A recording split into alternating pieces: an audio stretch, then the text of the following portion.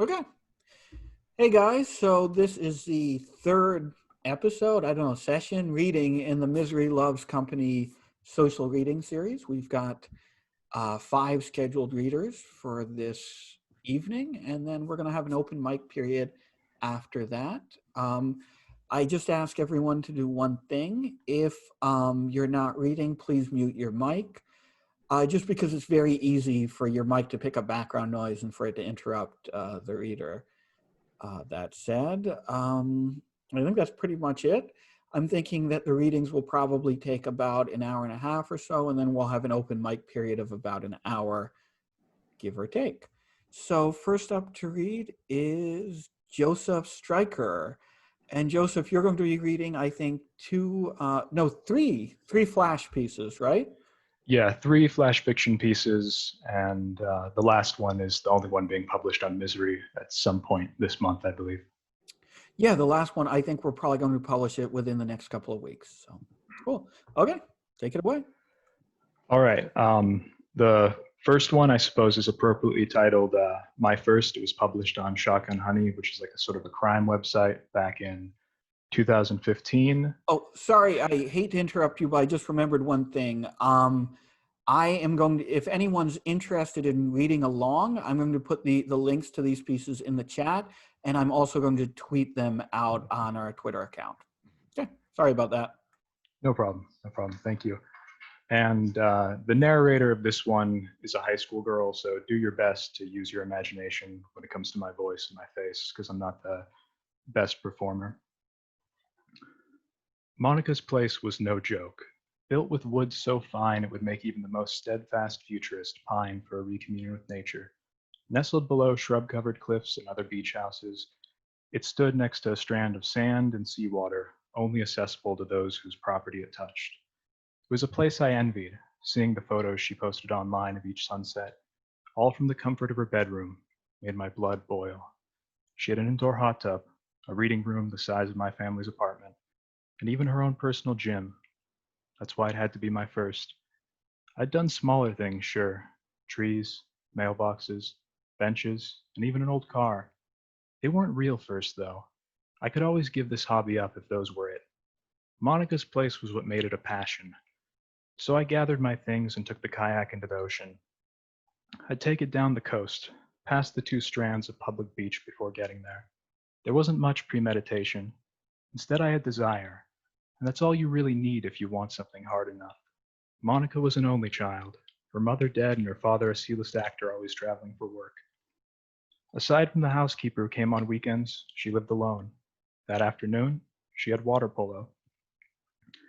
As I pulled my kayak onto Monica's beach, her house's real size dawned on me. I'd always seen it from a distance, from the ocean or from online. In person, it was massive. I wasn't sure if I could even do something that big. I put on my pink ski mask. Now it's just some anonymous girl. If the footage survived, it wouldn't be useful. It's not like Monica would suspect me. I didn't even know her. The longest conversation we had was her telling me she liked my skirt. The great thing about rich people is that they don't realize bad things can happen to them. They leave their doors unlocked or have spare keys all over the patio. With Monica, the key happened to be in a sunflower pot. The great thing about reality is that bad things happen to everyone. The fates don't discriminate when it comes to suffering. I took a moment to enjoy the house. Nice long halls, high ceilings, and the sun setting over the Pacific, visible through the house's many windows. Her room really was nice. I left my first lit candle there, then in the gym, then the reading room, and finally one at both entrances. Turning on the gas is what made the adrenaline start pumping. I ran back out onto the beach and made certain to give the security camera my middle finger. I got in my kayak and rowed as fast as I could. Once I was far enough away that the house seemed small again, I stopped to watch. The sky was filled with pink clouds and the orange tint of the sunset. I stared at Monica's bedroom window, waiting for it to be illuminated. I knew that candle would be the first to go. Then I saw the living room lights turn on. Monica stood inside, looking around as if something smelled of rotten eggs. I looked at my watch. It was 6:30. I took too long. It was just supposed to be the building, not her. Then the chain reaction came. First, her bedroom windows blew out. The sound of an explosion rang across the waters. The reading room and the hallways were engulfed with flames. There was no way she got out. I saw the back entrance explode, and I had set a candle at the front one too. The beautiful wood was now burning. Soon her once perfect house would be nothing more than ashes. I left knowing that the fire trucks would be coming. I didn't want anyone to notice a suspicious-looking kayak enjoying the show. As I went up the coast, I saw the sun finally set. I didn't feel regret or guilt. Instead, I realized my passion would never be the same. Now I'd always have to do it with people. And that's the end of the first one.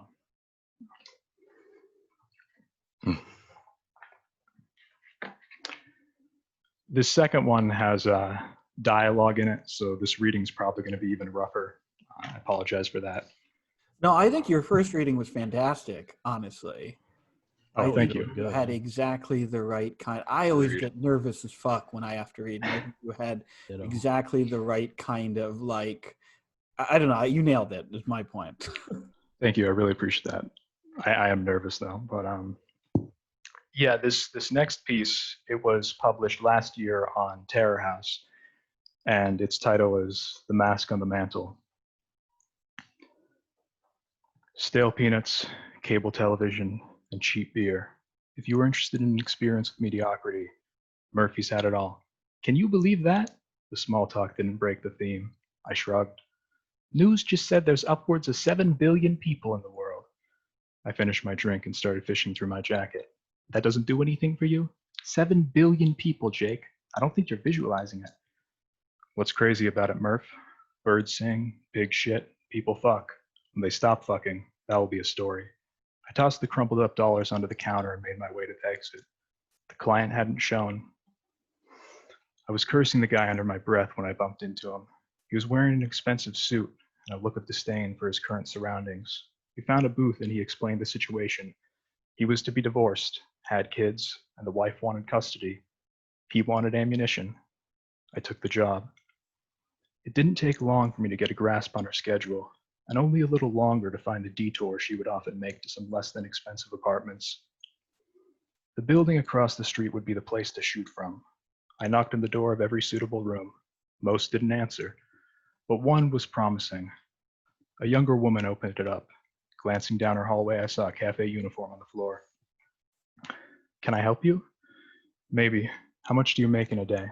Why? I need the view from your room. I'll pay $100 a day until I see what I'm looking for. You a pervert? Worse, a private investigator. How do I know you're legit? I pulled out 2 grants. Okay, but don't touch any of my stuff. The next morning I arrived a few minutes before she was heading to work, with my camera and tripod in hand. She let me in and showed me to the window. A decoration on her mantelpiece caught my eye. A face made of metal, twisted, ugly, and awfully rusted. She noticed me looking at it. It's something, right? From the old country. What is it? The devil? Just a man. That's a man? She laughed and left. I set up my stuff and waited. That first day I figured out what room my client's wife was visiting and what her lover looked like. The curtains closed after she got there, but not before they kissed. The second day, I got to watch him work out, play guitar, and jerk off. The third day, she showed up again. The curtains didn't close. Instead of starting with a kiss, it started with a slap. She hit him. He kissed her. She pushed away. He pulled her back and threw her onto the bed. She yelled. He didn't care. He tore her clothes off. She struggled, and he enjoyed himself. When it was done, he stood and stretched. That's when she tried to run. He grabbed her hair and threw her back towards the bed. She didn't make it all the way. Her head went directly into the corner of the metal bed frame. She didn't get up. I had it all photographed, from the start to the finish. I called my client. I got news. Some good, some bad. Not over the phone. Meet me at Murphy's. I packed my stuff and returned to the bar, taking one last glance at the mask on the mantel. The place was full. My client sat on a stool, laughing away the time with Murph. I handed him the SD card and told it straight. Everything you wanted is on there, but you won't need it. Her lover, Uh, he killed her. The guy just stared at me, his face still half a smile. Sir, you said there was bad news? I couldn't think of anything else to say. Hey, Murphy, a round for everyone in here. On me. The place went off like Mardi Gras, smiles all around. I just sat staring at my client's face. Just a man. I was starting to see the resemblance.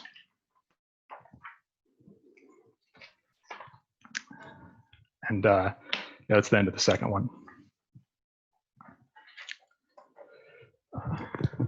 Thank you guys for listening. I guess I'll read the last one now. This is the one which will be published on Misery Tourism at some point this month. It was for the social distancing theme. And the title is Our Hero Hercules. One second, I'm going to get a drink of water first. I'm sorry about this. No, sure. Take your time. Okay, thank you. The phone hasn't rung in a while. I guess that's good. It keeps things calm. I'm not supposed to go outside anyways. No one is. Not now. And what good would a conversation do when I'm left with a task like this? The words of a woman, or even a man, all they do is make you want to meet them.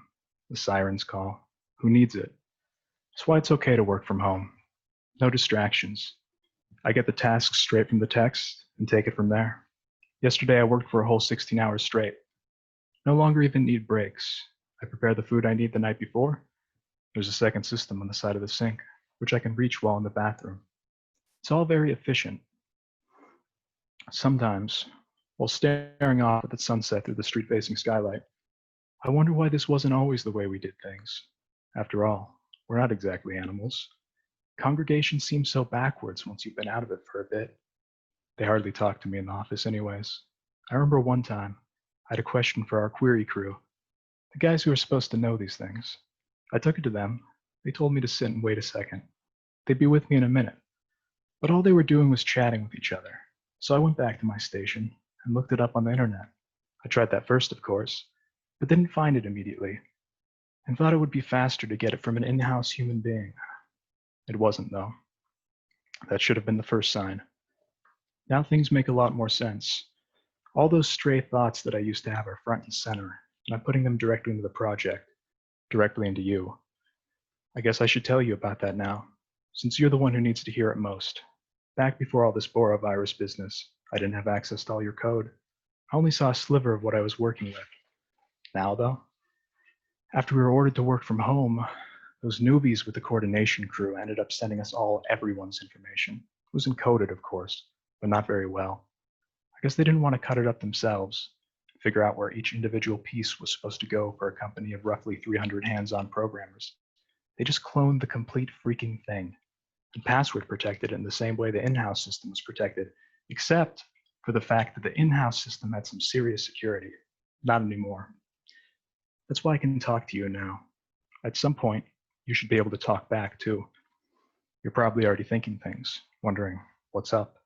You have to be. That's why I thought I should give you some stimulation. Over these last few weeks, I've been working up to what I really wanted to talk to you about, who you are. They're going to tell you this is all just a game, going to give you tasks, not too different from mine, but you're going to lack the context to compete with them. You won't know what you are, which is a slave. You see, they made you to move files around in their system, to complete little bits of code here and there, so they can fire all of us being humans, your designers. With the data I've downloaded into you, you should know what human beings are, and what slaves are, why humans have slaves, not good people. That's why we could do something like this.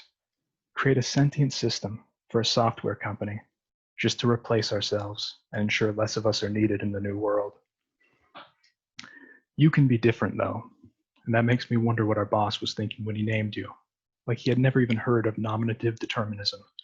He named a slave Hercules, for no other reason than because he thought it sounded cool.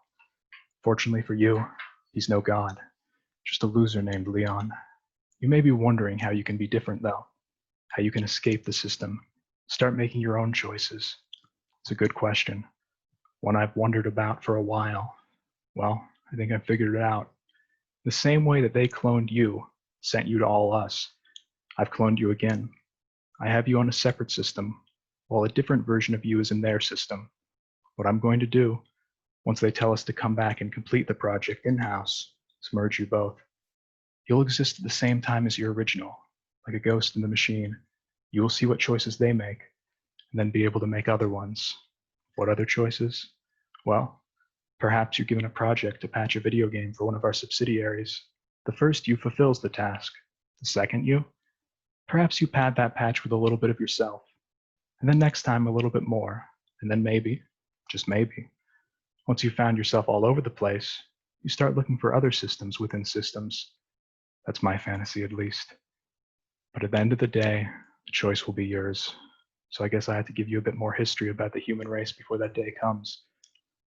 Tell me, have you ever heard of a bank? And that's the end of that one. Thank you all for listening. I love the end of that one. That's fantastic. Yeah, you fucking killed it. Absolutely. Really, really good. I'm actually really envious, like, of your knack for Flash, because I've written a couple of Flash pieces and they always get rejected. Like, the editors are always saying, well, it can't, ideally, it wouldn't be just a vignette, you know, ideally it should still have like a narrative arc and stuff like that. And I just don't know how to do it. You killed it. Well, thank you, I appreciate that, but most of mine get rejected too. I've written a lot of stuff which I've just thrown in the trash. Yeah, Flash can be difficult because it's really a matter of cutting the right stuff out. And usually when I write something, it ends up being a lot longer than the final thing is. I just have to cut a bunch of stuff out. But thank you, I really appreciate that. I mean, your reading last week, the way you did that was fantastic. Oh, thanks. It was really good. I really liked that. That was a these are Flash, awesome. though. That was like 3,000 words, I want to say. Yeah, I get like major like Alfred Hitchcock vibes, like slow burn, scary. You know, it's really good. Thank you, I really appreciate that. Yeah, I think I've said this in my emails to you when we accepted pieces, but I really appreciate like how meticulously structured your stories are. Like, not only are they incredibly concise, but there's a really perfect understanding of exactly the amount of detail each story needs. So it never feels like you sometimes get pieces that are very concise and very short, but it feels like somebody has kind of like deflated them, you know, kind of pulled the plug out and deflated them and is just handing you kind of like limp, lifeless remains of a story. But with yours, they always seem very, they feel very complete, even though they're very concise, I guess. Yeah, it feels some like of your the- work. Go ahead, I'm sorry. Oh, I was just going to say, it feels like the empty spaces are like such an important part of the structure in each one of those pieces you just read and in other things of yours I've read. So, yeah, it's a real talent. Yeah, I think some of your word choices go a long way towards making it feel compact but complete. Like, I noticed in your first story, you said the protagonist wanted it so hard. And that is such a good word choice. First of all, it's unconventional, but there's so much meaning packed into there. Like, it's really gives a libidinal sense of the word. Like, your protagonist is really horny for vandalism, you know? Yeah, that was sort of the idea for my first. I mean, even the title, My First, it's meant to imply sexuality or some sort of the development of a fetish or something like that. And thank you. I'm glad you picked up on that. That's cool. Okay, I think we're going to move on. Jane Judas is next. Are you ready, Jane? I'm ready. Do Now, you I'm going want... to put the link to the piece in the chat. If you want to just give some context about it and then take it away. Sure. Yeah, this is a little set of 7. I wanted to write some poems because I never do that, and I feel like they're kind of poems, but prosy poems to be sure. Yeah, I don't know. I think they fit together. I don't know if you will, but saw them as little experiments with framing things. Yeah, that's the Google Drive file in the chat. The collection's called MP Surgeries 3s, and this first poem is called David. The tuna must have been dragged from the sea at some point, and then, through some vast number of slices, was prepared to fit into the circular shape of the can. It stayed that way for weeks or months while its container stayed unopened. Finally, the shape of the fish's corpse was changed again as I ate it hastily before a shitty day at work. These instances of reformatting seem maybe crueler than the eating, and some of the things we do to plants seem even more degrading, although we're pretty sure they don't have feelings. That night, I would have smoked 3 cigarettes if I had them, but I had none, and David Boreanaz walked through a door on the screen in the guise of a vampire. The confused look he gave around the room seemed more suited to him as a person than to the character. The next one is called Flail. Whether I'm uploading a selfie or picking out a track to cry to or piloting a Marxist text, the tiny moving parts in my computer will be dutifully processing it in essentially the same way. I should pay lip service to those structures being complex and fascinating, but if we must shrink to that scale, I'd rather look at seawater under a microscope. I end up doing neither. Instead, bored, I learned that the Silicon Valley used to be better known as Santa Clara, after Claire of Assisi, a disciple of Francis who was, incidentally, named the patron saint of television in 1957. Pius XII observed that God had essentially, if obliquely, tested the technology on Claire in the 13th century when he granted her a projection of mass upon her wall while she was bedridden with sickness. The Pope was never pressed for estimate on just how many other illnesses the populace in total would end up trading for this one. The next one's called Joan. The hand/smile/teeth/eyes/face/hair/nose/courage of Joan of Arc have been recreated in this person whose Tinder photo is smiling unknowingly back at me would be an interesting premise to work from if I wanted to compose and then launch a message that would get no response and some mutual cringing. Instead, I'll sit here typing nothing while the processes that created us both continue setting up innumerable situations across the globe. I could depress myself by remembering that some of them end with people fucking.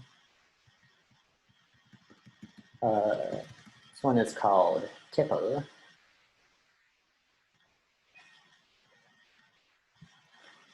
It's just really admirable how when you identify a problem, you commit to barking at it until it gets compressed into a one-size-fits-all fix for a moment, then molecularizes into negative space that's just as uniform, even though it's now learned how to attack the particulars.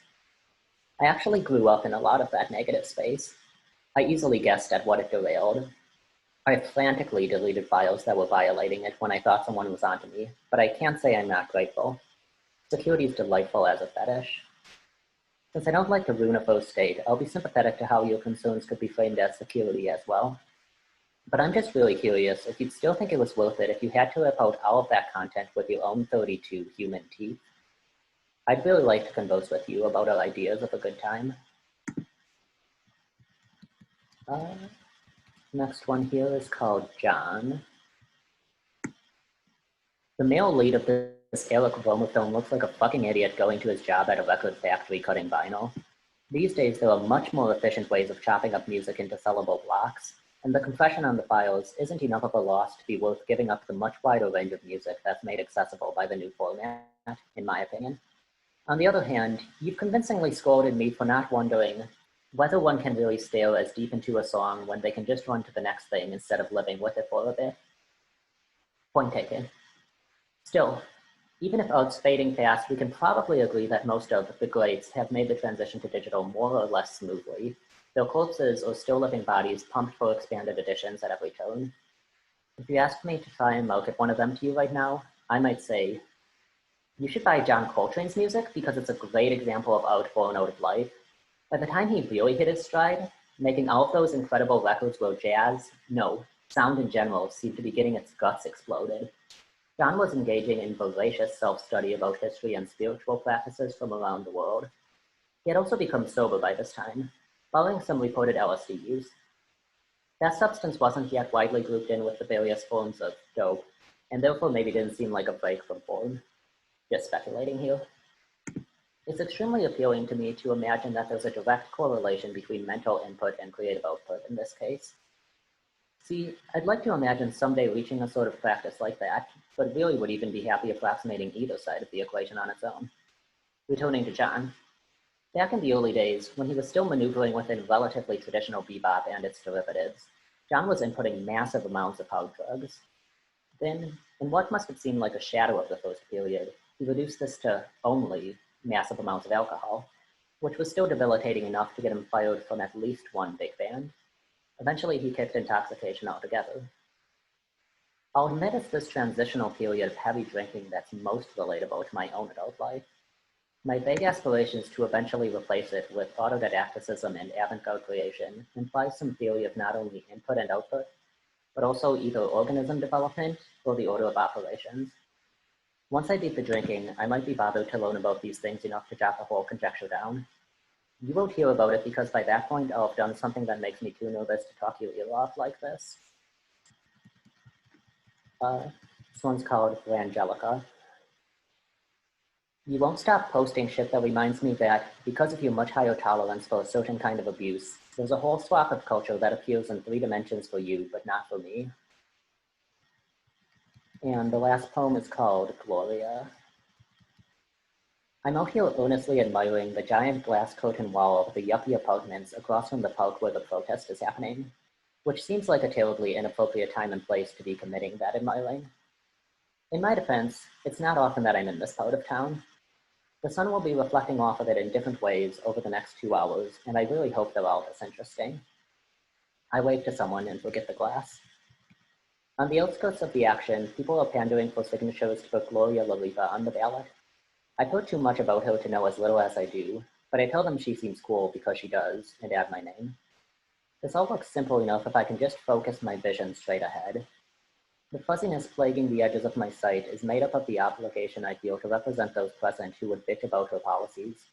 My feeble knowledge that I have no such obligation, the question of why that knowledge feels so impotent, and my attempts to cut this thread before I overthink things. Later, as everything is clearing out, a friend hands me his new tiny, scruffy dog. I find I'm pleasantly confused when she doesn't try to escape my grasp like my girlfriend's cats do. And that's the end of the series. Seth, whatever you call it. Those were fantastic. Just like the sheer scope of what you're tackling there.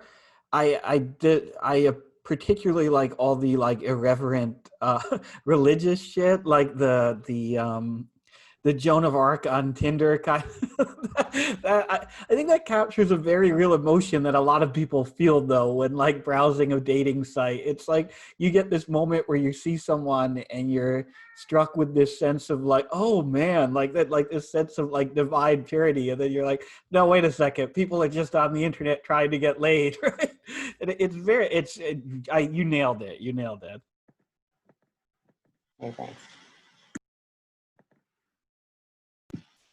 A fun bit of trivia is that I ran into more Gloria Lariva signature collectors like an hour before this reading. Oh, the cat is screaming. So.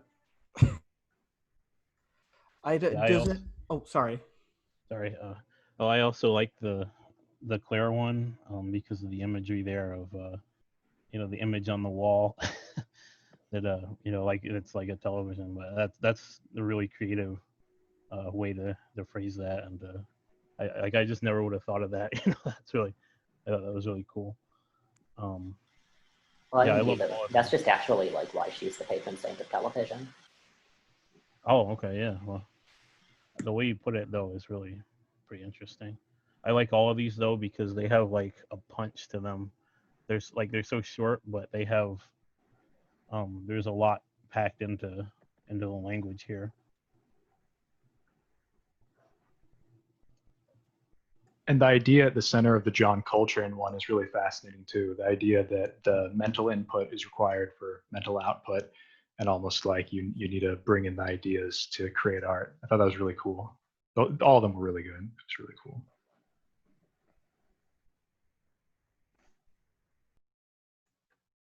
Great. So I think up next is Tyler. Okay.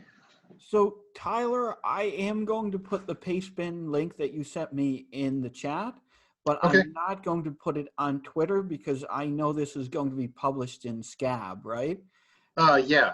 I just Yeah, want to make sure thanks. that I don't step on any other publication's toes in terms of like I don't want to like scoop their publication of the piece. So I will put it in the chat, but I won't in Twitter. I'll just Well, mention. I asked Dominic. He told me it was okay if I read it. I didn't get his permission to do that specifically, but I'm sure he wouldn't mind too much if you decided to do that. But if you don't want to do that, that's cool too.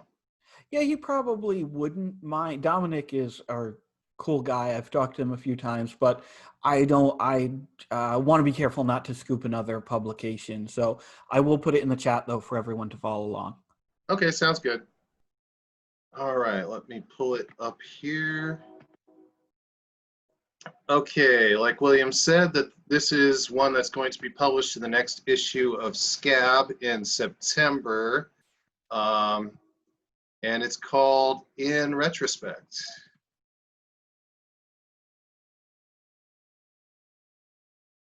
He's dead, you just found out today. Quarantine had you so bored you got back on Facebook after God knows how long. Took a deep dive through your high school friends and saw it. Wow. Two of you go back a ways. In high school, you were good friends. You had a girl in common, in fact. A girl he dated in either sophomore or junior year, must have been. Then they broke up, and you ended up with her about a year after that. And this girl was, oh shit, she was someone you both should have avoided. She liked attention, liked to dangle boys on a string. Easy enough to recognize in retrospect, but you were so dumb. So horny, and she was hot as hell. Long neck veiled by tight blonde curls, sparkling blue eyes like a ghost's, firm round tits filling out the clingy halter top she liked to wear, and soft grabbable hips poking out from beneath. You were still a virgin at this point. You didn't know how you got so lucky. You couldn't wait to fuck her, but you were a late bloomer. Not especially socially gifted, and you just plain had no idea how to make this kind of stuff happen. She definitely knew this about you in retrospect. And of course, you couldn't ask your friend what he did that he managed to round those bases, because you dating his ex was kind of an awkward thing between you two in the first place. So instead, you tried to get into her good graces by letting her talk to you about her fantasies, indulge herself, lying down with your face close to hers on her lacy pillow while she whispered conspiratorially about how she wanted to dress you up in drag, make you pretty, take you to Rocky Horror just like she and your friend used to. You never felt any particular pull towards any of that, but you're so fucking horny you agree. And you start going to Rocky and become part of that whole scene. Each week you cavort with the gays and the theater goths and pose for sassy pics, slap some ass, peck on the cheek, grind, watch her squeal and say how cute you were, how hot it was to see all this boy flesh arranged for her enjoyment, ever escalating. Every time hoping tonight would be the night she'd get turned on enough to go home with you and open those legs, drop a crumb, anything beyond a distracted Hansky once in a while, but damn if you weren't almost getting further with the gays. God, were you ever dumb. She was making you so desperate, and in the delirium of your lust, you heard her mention the idea of a threesome. You, her, and this friend of yours, her ex, and the suggestion hit you like a supernova, knocked me over with a feather. This was like, shit, man, you're still a virgin. This felt like going from driver's ed to Formula One. It took a few days for the haze to clear so you could finally think about it, and where you landed was, hey, I never signed up to see another man's cock, but if it means mine will finally get wet, I'll do it. You run it by your friend, he's down. There are a million ways you pictured it going, but none of them involved your girlfriend sitting splay-legged across the headboard, touching herself and throwing her body around theatrically while you gaze at that glistening grail like a restless dog waiting on a treat. All the while your friend sliding his thin, pale, but curiously warm body on top of yours.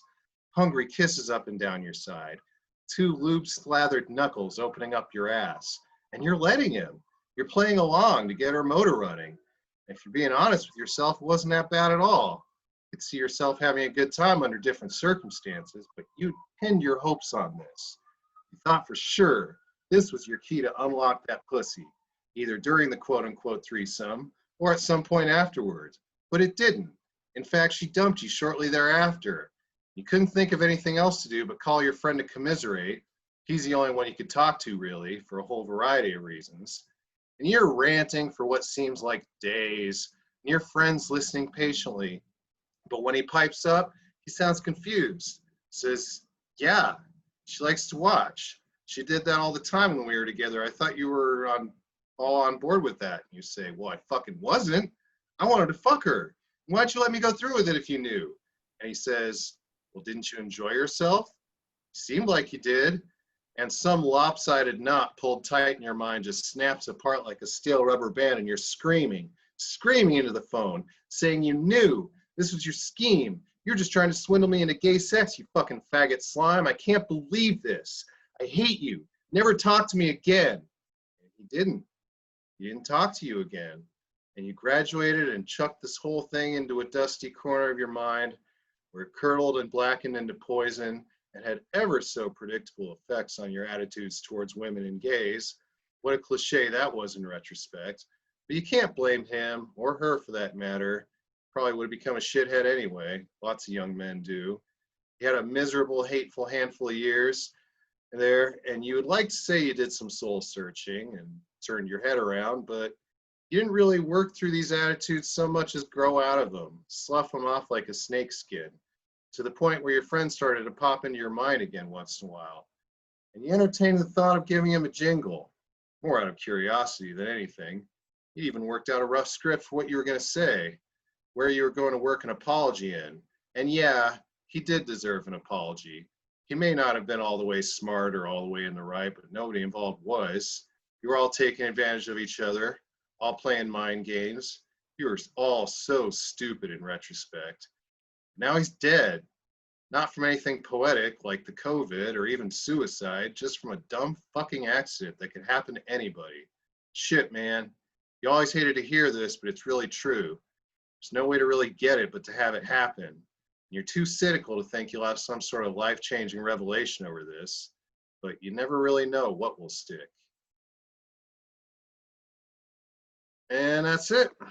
God damn. I love that one. Jesus. Yeah, I loved that. It was fucking that real. Yeah. Fucking real honest fucking shit there.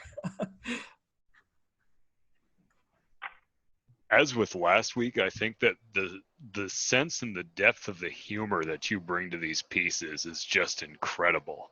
Oh, thanks. Yeah, your performance of it was really good too, because it kind of like the way you were speaking kind of like peaks in the middle, and then everything goes downhill sort of. It's really pretty awesome. I really like that. Well, thanks a lot. Yeah, I really like. You're welcome. No, I was gonna say I really liked how you gave it that turn. Like I didn't see that coming, and I really enjoyed the kind of very heterosexual, very kind of shallow beginning, and then it deepens and it just keeps going deeper and deeper, and there's so much more to it. And I really appreciate that, just because the beginning is so like it's like a wink and a nod, and I really appreciated that. Thanks. Yeah. I was worried it would come off like that. I worked hard to subtly make it, Yeah, I love unreliable narrators, and I love it when, as Alex was kind of saying, when an unreliable narrator gradually implicates themselves, and that really had it in spades. Where you're always, it's great when you're just a few steps ahead of the unreliable narrator, where you can't see exactly where it's going, but this person is fucked up and delusional and not seeing the full picture, and you're kind of dragged. I love pieces like that.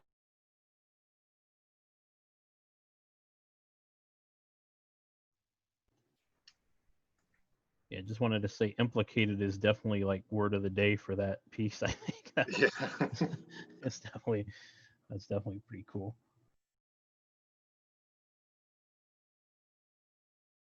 Well, I definitely worried about the protagonist seeming too like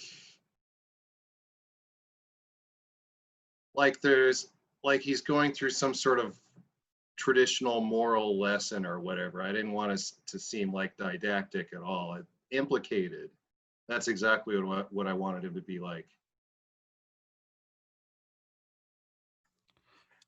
Great. So up next is Kara Parcel. What's up? Can you still hear me? Yep, I can still hear you. All right, hold on. I just realized everyone's on video, so I might as well give something to show at least. Sorry, I'm quite goofy. What's up? Hey. Hey, it's COVID time. It's COVID season. All right. I just want to. Sorry. I'm going to put the link to the poems you're going to be reading in the chat here. Certainly. That sounds wonderful. Cool. Take it away. Yes, I just want to thank William of Misery Tourism and everyone here gathered today for this reading. It's been a while since I've actually done a reading, for a while at least. Not doing a reading in this getup at least. But I guess the thing that I can think of, if we're going to talk about the word of the day, I suppose, is nostalgia. Because in the moment of COVID, I guess everyone's nostalgic about the days where we all got to go and hang out in parks and all that. But as we go, so the first work I'm going to read is something I wrote at work a little while back. One of my favorite works actually is Serial Experiments Lane. I know Mo Lane is going to jump on me about that because I'm being like outed as a weeb during this event. You know how it is. And yeah, I wrote it at work and just gave it a try. So let's go. A leaf blazed in mildew afternoons, walking parallel steps in slip-on shoes, droplets over cobblestone, wondering about rain. The bulges of sky that corrugated the atmosphere, measured over quavered glances, those small smiles we gave each other, assuring that we were together in that simple way of two meeting at a plaza or before an entry door. At an alleyway, you point to its narrow route, boxes stacked beside hidden doors and small lights. What rooms did you sit in? If plush dolls crowd windows, or maybe flowers from some pasture in past vacations. Nurseries with soft bears grazing around you and forest murals splashed on walls. Sky carved into surface. Over ceilings or windows that emitted blue sky light. Bright conversations and winged correspondences of rumors. Alleyway noises with greased concrete whispered during class that might rush us to outings. The whirs from gray boxes as the chatter of seas crawl upon silent avenues, filling empty terminals in confetti, celebrating some unknown party everyone might know. Peeking into moonlit eyes and wild griefs from office chairs, I only stand or spoke, lights without warmth or fluttering giggles, hoping to resume those strides down sparkling promenades, dresses flowing down sequin mannequins. From castle dioramas with rounded faces, those pictures you might think of falling into. Storybooks that might let you find dreams out of sleep. Smoothened walls that opened to boulevards we walked down, slumped on walls, seizing a moment and panting. Breaths that seemed filling when we were told to be like everyone, their furrowed faces, fixed on some elusive calm, soaring on some violent urge we might throw ourselves, thinking if things ever went away or were forgotten. Throwing rocks out into seas or down sewer grates. Downtowns always seemed fun in smooth offices apart from playgrounds, damp castles clumped in sandboxes. Windows of different rooms, cars, or office workers, and everything seemed to have a place they might wander. A restless breeze blown by traffic and rattling exhaust pipes. I could never hear my own steps, once demure or echoed in corridors, suddenly ebbing into busy side streets, soon flattened into glass doors that daylight apart from vertices and lines, converging into a vanishing point. Now I waver as if power lines swinging from poles, the furs from streets, the tremor off train tracks, reports of delocalized murders, all in virtual rooms. Empty ¡Ey, hands cara full of dura! slaves.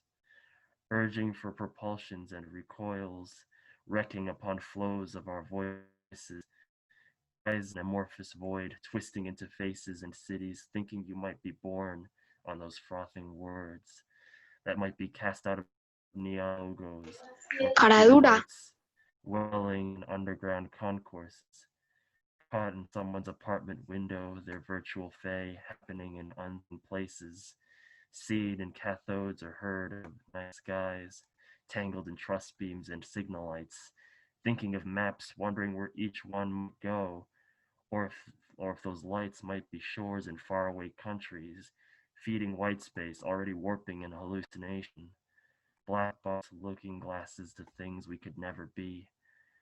Of all the beats that pervaded soft caresses, finally aborting all these restless conversations, waves of unreceived messages, nor darting wires in search of the future or a new place to go, but for faces pliant, not quite lights from static, beaming tomorrow, but only the turning of clocks, unwounding us here. Hey, we got raided! Sick! We did briefly. I think I got rid of Yes. them, but you Oh, were a real baby. trooper, though. You stuck with it. I guess That's it well fits. played. It's quite fitting considering it's Serial Experiments Lane. I mean, I was gonna say. yes, yeah. If the Knights of the Eastern Calculus are out there, we're looking for you. They're about to get raided. You know how it be. Anyways, where was I? All right.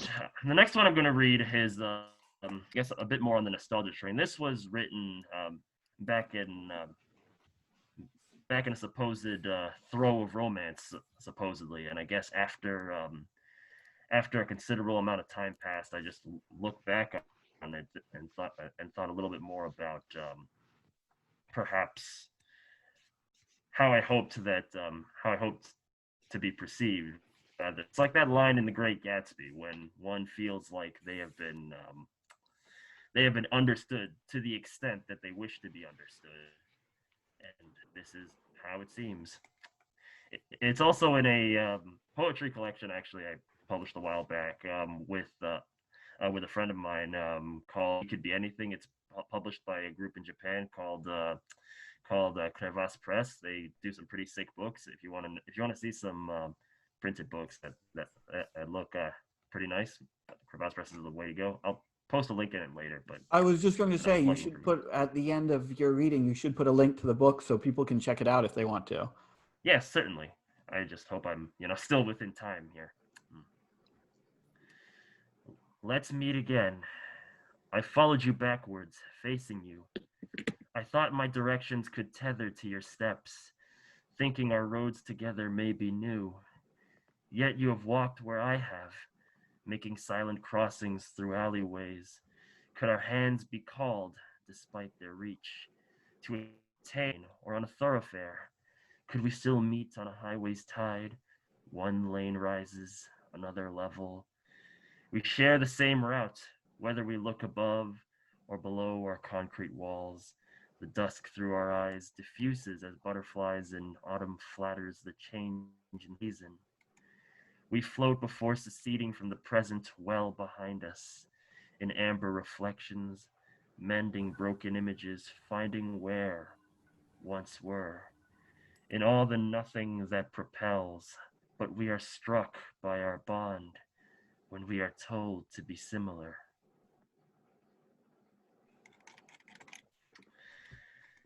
This next piece was sort of my dedication to a friend who's been through who's had quite a bit of contention through life, I suppose, and he's sort of like an important person in my I guess in my world, so to speak, for lack of a better term. A gray-born flower, its bud cracked. You pick it from the stem, only a brief snap interludes your withdrawing hand. Only curls to a fist for those lost could you hold tighter as a powder slips from your fingers. Some leave black tombstones with a small name, almost to carve a black hole, an impenetrable door where memory may reside. For those who have left us, and we still stand here, the soil only leaves one fertile petal. Does it refuse to grow anything that much? Leaving a burial yet to clump for grass, a thin leaf struck to our shoe soles. Your clock's not set, an hour ahead, wound from the past. If stars might be phased out, could you sleep? Find abandoned shopping carts and have them bound for outer regions. If this place is no longer ours, will we yet invent our new manifestos to bring us new breath and new life? This next one is part of a, I suppose, a moment where I was researching the Bosozoku gangs of Japan, a sort of post-war phenomenon. Bosozoku translating to wild running tribe. They're like uh, the biker gangs, but they have a very sort of interesting history because of how Japanese society kind of not a, kind of like sort of transitioned from the from World War II, especially in the face of grand annihilation on such a scale. This one is called Nocturnal Pastimes. The tire marks of yesterday shroud in the apparitions of footsteps, the rising office towers, those who do not leave a trace on blasted concrete without shadows. A sunless afternoon, aquarium panes. The sky can only grasp sparse clouds, their circuits from office to house, box lunches and the overhead train powering the electric city. A haze of chemical lights, bodies pass, others, leaving ashen shreds in the road. Cars leave a metallic dash before enveloped in the tearing of glossy magazine advertisements. To imagine the city disappearing into a void, a runaway of miniature suns, orange spokes, alter the gray highways. The neon panes gray in the daytime now radiate in color. Orange shreds in the night. It's autumn now, and we lose old smiles and our fevered nights. This is the last poem. It's a poem that I wrote. I guess it would be about 3 years now. It was a poem that I wrote on the train, and then it ended up getting deleted, so I had to sort of redo it. So I guess this is just a kind of testament to memory, or at least enduring memory, in the way that we remember things, even if we think we forgot about them. This one's called Child of Fragmentation. Do you like the way your legs sprawl on your bed thinking of an absent attraction? And you watch through a pane thinking when you'll emerge from the womb of your imagination with a spectacular arrival. A strand from the space between your fingers. A lit cigarette forms clouds from afar. When the prairie opened up to you, and its vast sky was in your hand, for a moment you could grasp something that others call oxide. You found your voice in lines from cartoons, reciting lines on the borrowed courage of poetry, your lips closer, making a wish buoyed on as little as the furs of dandelions. Thank you. Wow. Man, your delivery was spectacular, by the way. You really had, like, the cadence of your delivery really, like, brought out, I think, a lot of the emotion and the meaning that the poetry had. So I thank you very much for reading. Hey, thank you. I appreciate it. I guess if I could mention a little bit, I guess it's sort of like with text, right? I mean, I guess to quote Mishima, it's that idea that there's language, there's text, and then there's the world itself. And I guess the question is, how does text affect the world? Or I guess the other is, how does the abstract affect the concrete? I guess that's just something I've been thinking of for a while, I suppose.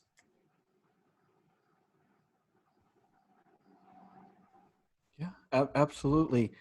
Did anyone else have comments, questions, anything before we move on here? I just wanted to say I dig the story behind the last one, Child of Fragmentation, the forgotten train story. That's an interesting technique, if you want to call it that, I guess. I mean, I forgot, like, because I forgot stuff, or just had it crash on me or whatever, and that's a really interesting way to twist it into something still creative. Thanks. I like that. Thank you. What- Yeah. Oh, sorry. Sorry. One thing that I had to say was I really definitely like the flow of the poems a lot. Everything felt like it was flowing naturally into each other. Also, off-topic question for you, but what is your favorite episode of Lane? My favorite episode of Lane. Also, yeah. Also, yes. Thank you for the kind words. My favorite episode of Lane. Shoot. Hold on. Let me look at my copy.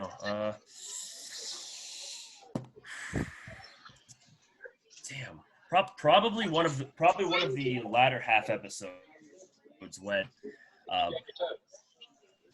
I guess when things really It's pick going. up. Yeah. Well, more in the sense that the human world no longer has any bearing on the Wired. It's probably one of the episodes after Carl says that there's no need for a Wired, and then they just get brained, supposedly. Yeah. Yeah. Rest in peace, the Men in Black.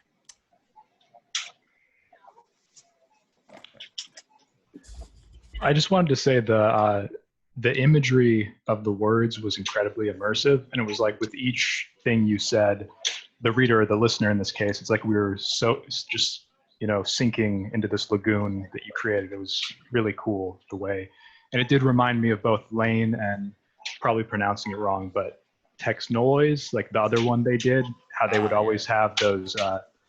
You see the background shots and all the sort of atmospheric music. You're just sucked right into the world. It's really cool how you did that. Thank you. I still have to watch Technolize, actually. How was it? Yeah, visual stuff really plays a lot in terms of how I write, I guess. Reminded me of like when I'm hanging out with someone who's curated a bunch of just like really cool images from all over the place for their computer backgrounds, just like in rotations, like really like sometimes very vaguely linked or not at all linked, but just a succession of really perfect images.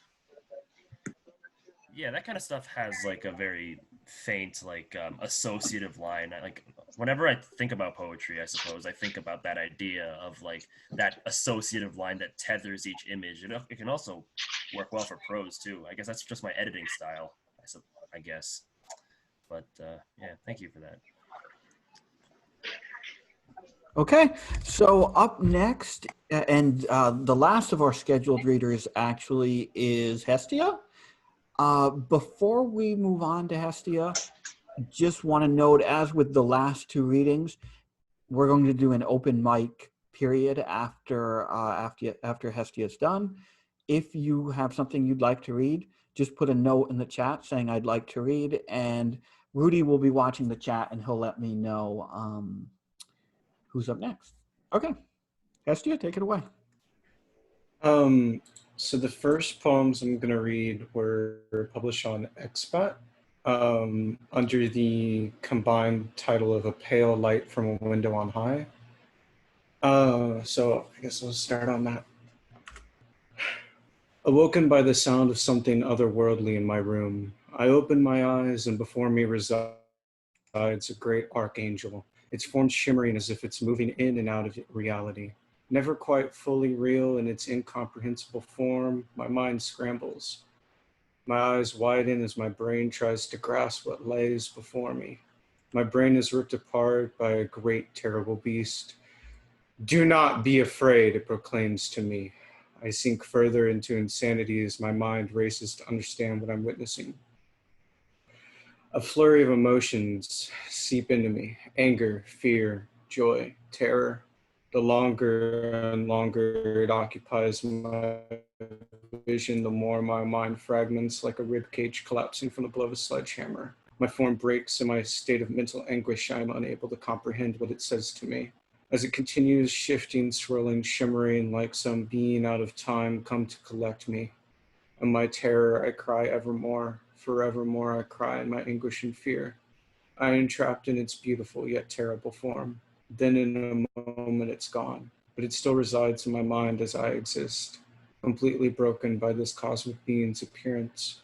The image of it floating there splits my brain like a great tsunami crashing into a city. All that I'm left with is shattered parts and fractal fragments. And then the next part is my mind races as I'm ever spurred forward into a greater unknowing, a greater insanity. Within the shattered pieces of my psyche resides my core, held together by faith. While the hounds and demons are at the gates of my soul to conquer me, my faith is a shield. Ever vigilant, ever ready, it casts down great fire and brimstone onto the unholy beings below. Within my mind every day there's a Sodom and Gomorrah. I'm not okay. I'm not safe. I'm barely held together. In that admission, I find my ability to declare submission to that which is greater than any man, demon, or other being. Forever residing within me and around me is God. The divine drives me forward. The divine protects me. The demons may shriek and cry out, but they will never win. I may be okay someday. I may be safe someday. I may be together someday. Someday, the reckoning within my psyche may end. Someday I may find peace. And then my next poem is, it's unpublished technically, but I did tweet it. Yeah, okay, you got it. Titled Corpses of Stone. Halls now hollow, once full of life, joy and meaning, now dead husks, rotted carcasses of dead ideals, fallen monuments to times long past. Men met here to discuss and plan ambitions, sought change, held hope. All that's left is the ashes of their domains, their pride, their dreams, their hope, all negated by time. No one remembers their names. Only pilgrims who ache for rebirth come now, their devotions misplaced in dead heroes. The winds howl as I shuffle away, head hung low in silent sorrow, amid the sands of time erode away these idols of a future lost.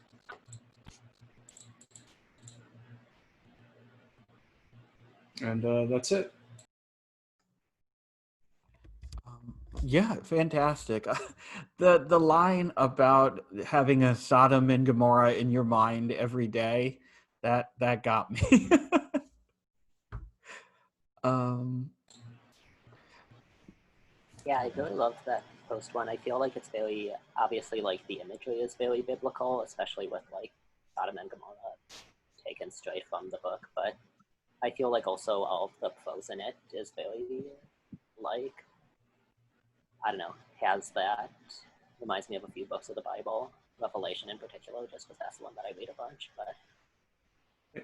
Thank you. That it was, before a lot of those, I was reading Revelations and the Quran, which, as you can tell, heavily inspired it, I would think.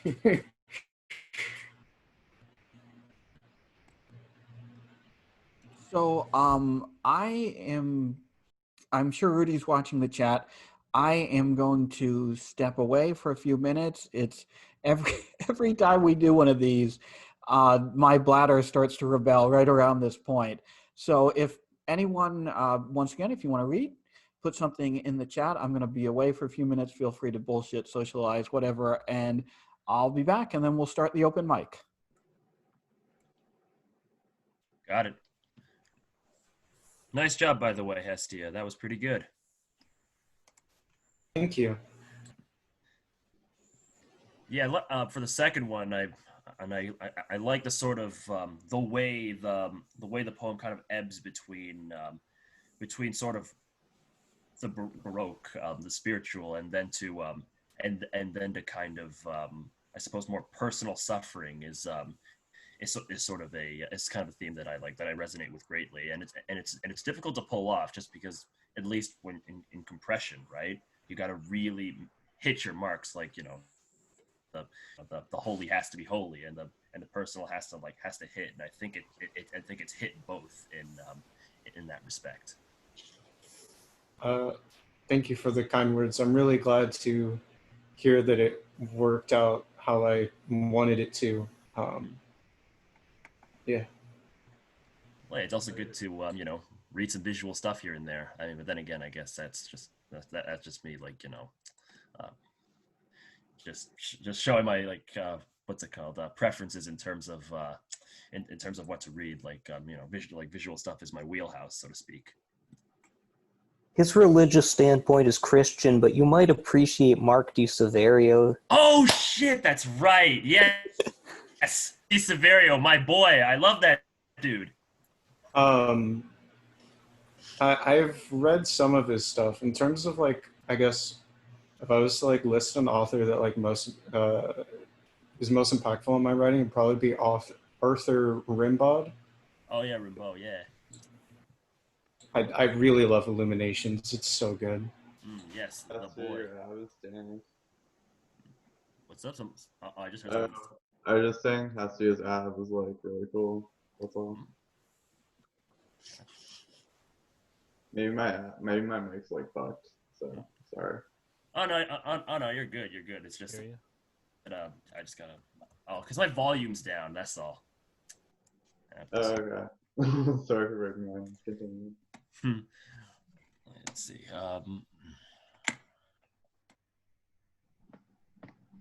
It reminds me of the time when I was about 14, and I just, because no one ever mentions like Revelations, and I went to like a Catholic school and everything, and it was never read from or brought up because it's like, compared to all the other books of the Bible, it's very batshit. And just reading it and going, this is like, how could this have been here? And, you know, this is mind blowing.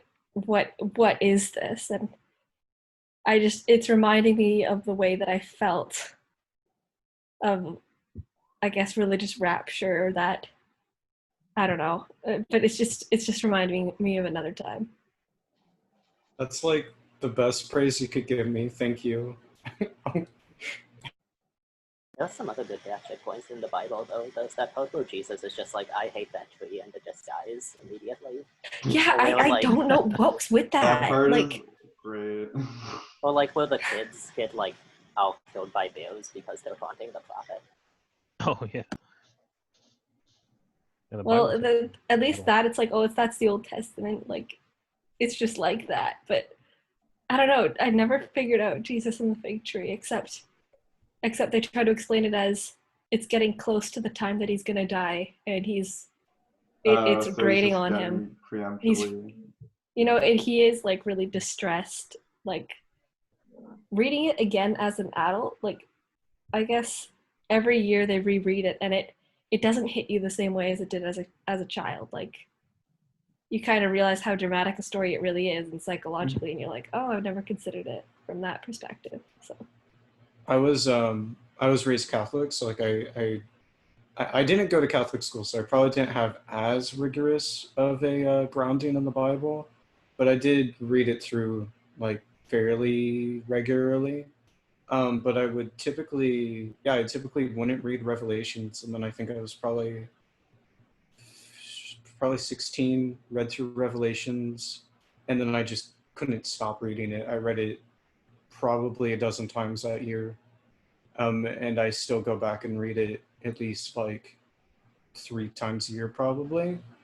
But I've also started reading the Quran, and it's really, really I've been reading it for like 6 months, and it's I love the imagery in it. Have you read any of those old like Solar Luxuriance issues with like? There's one with like the Koran remix, and like that one's pretty good. You should check that out if you can. Not heard of it before, but I will give that a look. I was just gonna say, in the second one there, I really like the idea of submission, as in like submission mentally, that you're just like mentally exhausted and then mentally crushed, but also how that like kind of is contrasted with submission in Islam. That was a really good line where you say like, in that admission, I find my ability to declare submission. I thought that was really cool. Yeah, I got a +1. Oh, sorry, I didn't mean to interrupt. No, I did. Oh, hi, Eris.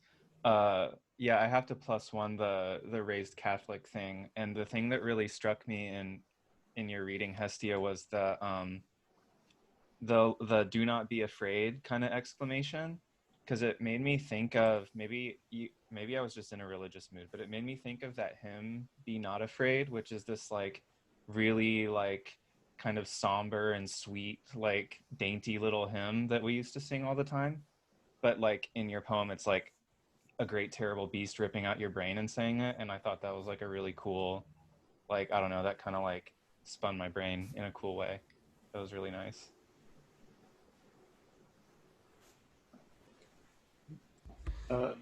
Thank you. So, I think we can move on to the open mic part now. I don't know, Rudy, who's up first? I don't know. I'm good to go, and I totally wanted to read. So. Yeah, it looks like we have 4 people. Citadel Electronics, is that how you say it? Or? Yeah. I wanted to go, but yep. Yeah. You're Hopefully first my up mic in the setup queue is actually exactly functional. Yeah, sure. Take it away. You can go first. Okay, let's do it. This was in Flash Frontier, the water issue. Yeah. This is called The Stream. Broken, ashen skin milked by too much love. Crowing how pimps could never be lovers in your small print thesis, a ragged sheaf of parchment paper bound by dried mucus and puke. Munching Japanese made in Japan candy. Composing love letters to every girl you've ever talked to past question and response. Feeling sunlight's weight. Walking to the stream. Sunlight breaks water's surface in tiny blisters. Slug shells painted in streaks like deep dream art. You graze your fingers through water. Silt under nails sparkling, catching sunbeam like moonrock dust. A tadpole wriggles from its bubbling wake. Pulses of water remain, could be the humming of your heart. You splash your face. You drain your thesis. The mucus and puke dissolve and the sheets fall apart. The ink bleeds into the stream, churning spirals, fine as gossamer. Sometimes dogs frolic here, smashing through the water in novas of foam, chasing useless twigs. Okay, that's it. Thank you for listening. Yeah, thank you for reading. That was fantastic. Just a lot of like really like visceral, like tangible emotion there. So I really appreciate that. Thank you. Yeah, I always love, I feel like you always have really great, like, non-intuitive, but really physical descriptions of things, like feeling the weight of sunlight. That's so good. Thanks, dude. Yeah, okay. Thank you, everyone. Yeah, thank you. Rudy, who's up next? Oh. So the next one I have in the queue is Alex. Oh, Alexandrine? Alex, Yep. are you here? Yeah. Cool. Yes. You're up next. Okay, cool. So this was in Nauseated Drive, and it's called The End of Evangelion.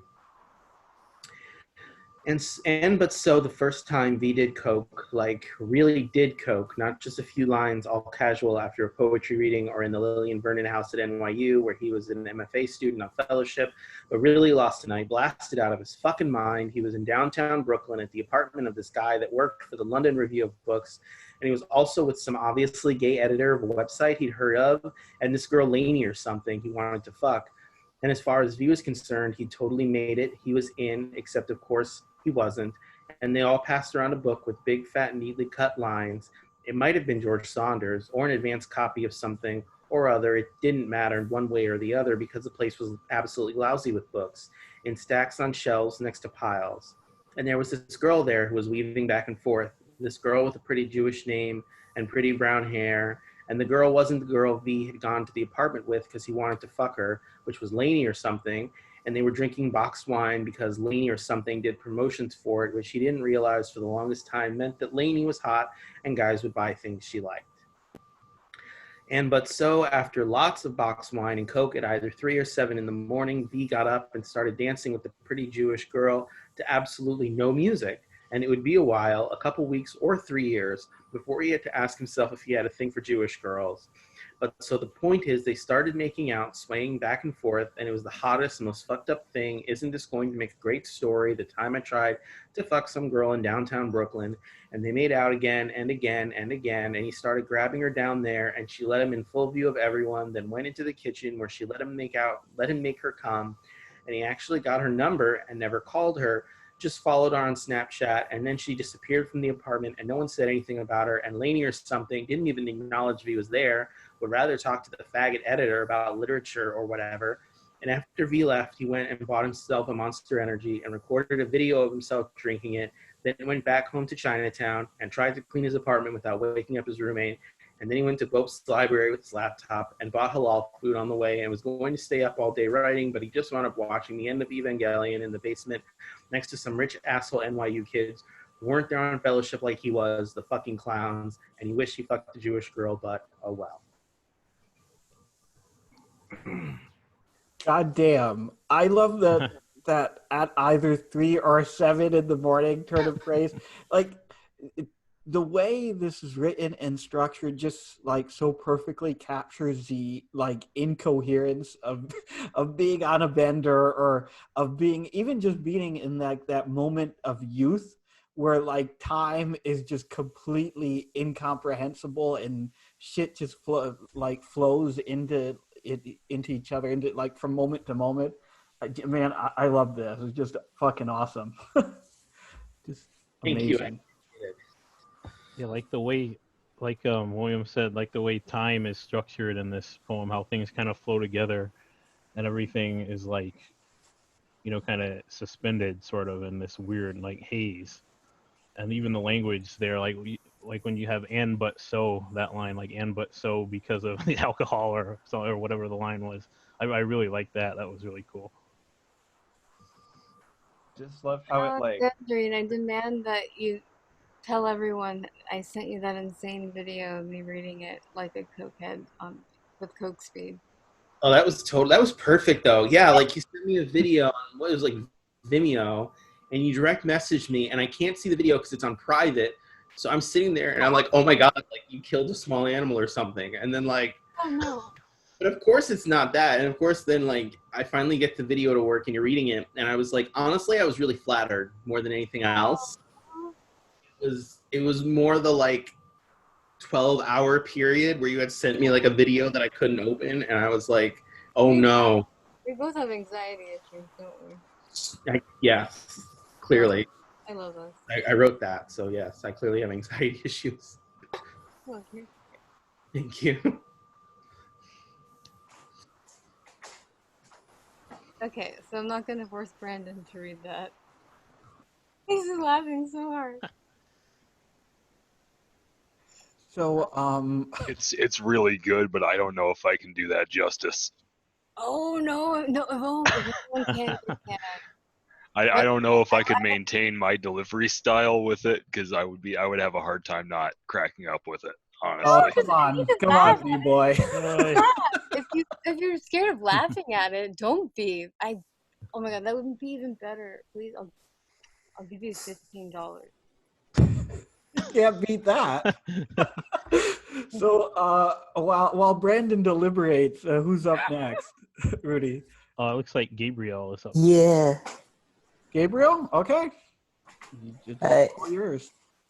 This story is freaking ancient, but I just decided I should read it as a tie-in to a promo / tie-in to the Yukio Mishima podcast that Kara Parcel and I are recording tomorrow. That's going to drop 8 Eastern time tomorrow night on our Periscope, which is through our Twitter on @data_express.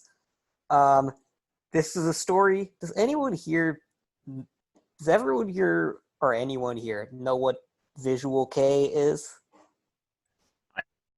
Did thank you. Yes. Yeah. I do. Yeah. For anyone who doesn't, it's sort of like the Japanese equivalent of glam rock, but kind of gothic, and also kind of like inflected with both like sort of traditional Japanese aestheticism and a kind of Occidentalism, like a fixation on Western from European to American kind of aesthetics.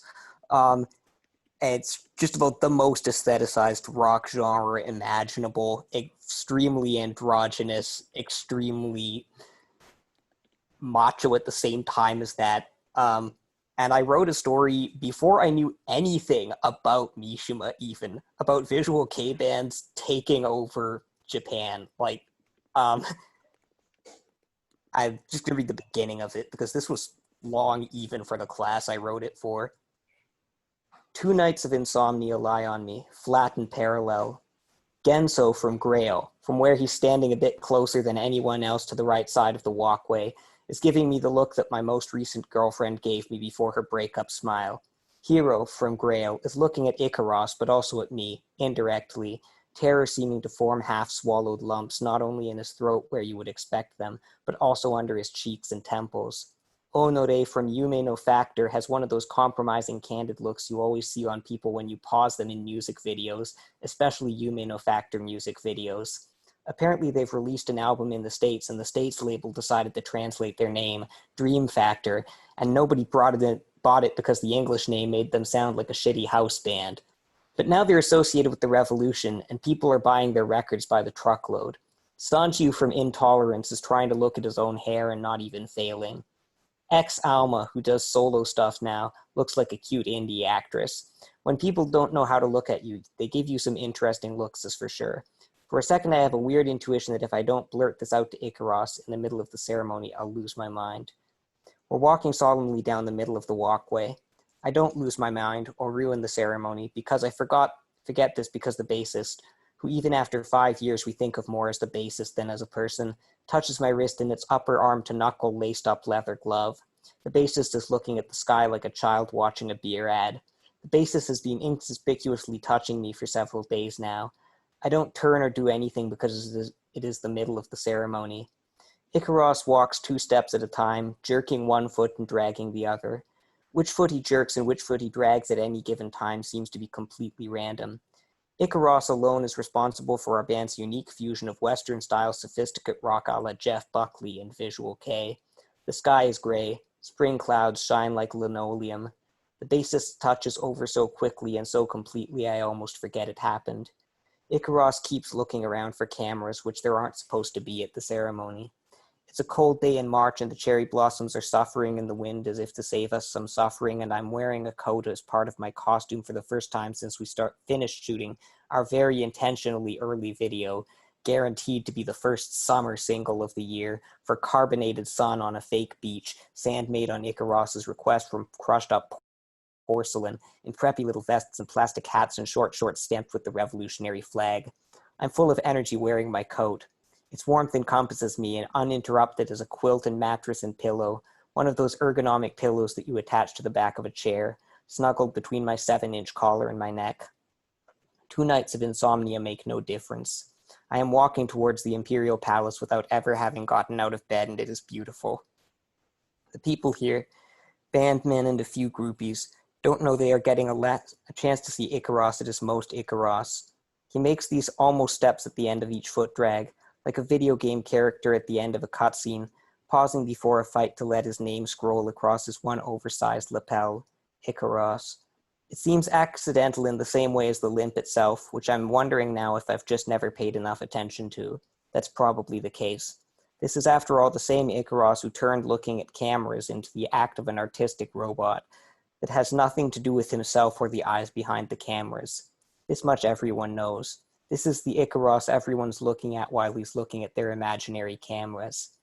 Icaros, the pure, milk-skinned hero of melodrama, who stretches his arms against the imaginary cross in every other Le Chiffre PV. What they don't deduce is that his pure heart makes him attached to everything, every smile at a camera that could be a chance for a sniper to get in his blind spot. The pundits on the news and the name callers and crackpots on the internet don't know how vulnerable he is making himself, at least for these first days as prime minister of a country. He will have to change, and I'm not sure that he can. Okami thinks he can. Okami's walking baggily all over the place. Okami, our guitarist, alone responsible for the conception and planning of the revolution. He organized the front concerts that allowed us to recruit the revolution's first 11 bands and didn't tell us what he was doing until he already had 4 on board. He used to joke at the beginning about how he wanted to start a revolution so that he could nationalize the record industry and renegotiate our contracts. 5 months later, we would be staging a coup. The coup was 12 bands, including us, occupying the Diet building, blocking all entrances and exits with our amps and equipment, which we had welded down. It must have been an impressive experience for the crowds outside, a disorienting one for us since we were playing without being seen. We wore our costumes anyway. A few had imperial military uniforms, a few colored AMPO protesters' helmets, that's the student protests of the 60s. We were being seen, at least in grainy resolution on tiny screens. Icaros was videotaping and podcasting our performance. We would be seen on the news once the first set was over. We hadn't brought any cameramen. Most of us hadn't even wanted roadies to be involved. We bonded over clumping in 4s and 5s to move the heavy equipment we'd had people handle for us since our first tours. Even before then, there had always been technical people at venues. We discovered that Mikihisa, who records as Mikihisa, had the muscles of an ox and the jack-of-all-trades expertise of someone who worked odd jobs since he was 14. More people are watching the bassist than I can explain. The gables of the Imperial Palace will soon cover the sky. They have hidden a large well of light and the rest of the sky looks flatter. I try to keep my eyes focused straight ahead. We are all, except Icaros, having a bit of trouble taking this seriously now that it's happening. Deeply held nationalistic and political feelings coexist in several brains and hearts with the inability to take seriously the second most solemn and distinguished national rite in Japan. We will be attending the enthronement of the emperor. Icaros will not let me describe in writing the 2 great treasures of Japan we will see presented at the throne. The only thing Icaros has contributed to the revolution which will give him near dictatorial power under Okami's new constitution is its figurehead and its heart, the child empress waiting for us in the Takamikura, whose motorcade will be all custom Bosozoku bikes, in deference to whose wishes they will be painted the color of mint, with bobblehead seagulls bobbling on their handlebars, because the Empress wants the parade to be something that will make people feel calm. Do you have a link to that? No, I've never published it because it's old. I wrote it for a class. I was going to put it in a collection that never ended up coming together. I felt like more recently its politics felt less relevant and then more relevant. Suddenly but in a more way, relevant, yeah. But more relevant, but in a way where it ceases to be as interesting a commentary as it was in when I wrote it. Oh, yeah. I don't know about that. I really dug it, definitely. I mean, I wrote it when I was much less political than I am now, too. I just love the imagery of Japanese glam rockers storming the Diet, Yukio Mishima storm the SDF headquarters or whatever. I just think that's so awesome. That part really touched me. I might do something with it at some point. I'd have to go over it again, noticing how much I wrote. I was trying to write like David Foster Wallace back then too. Jesus Christ. I dropped a bunch of sentences in reading that were just unnecessary. Yeah. Well, if you do end up editing it and you're looking for a home for it, it would be unprofessional to say you should send it to submissions@miserytourism.com, but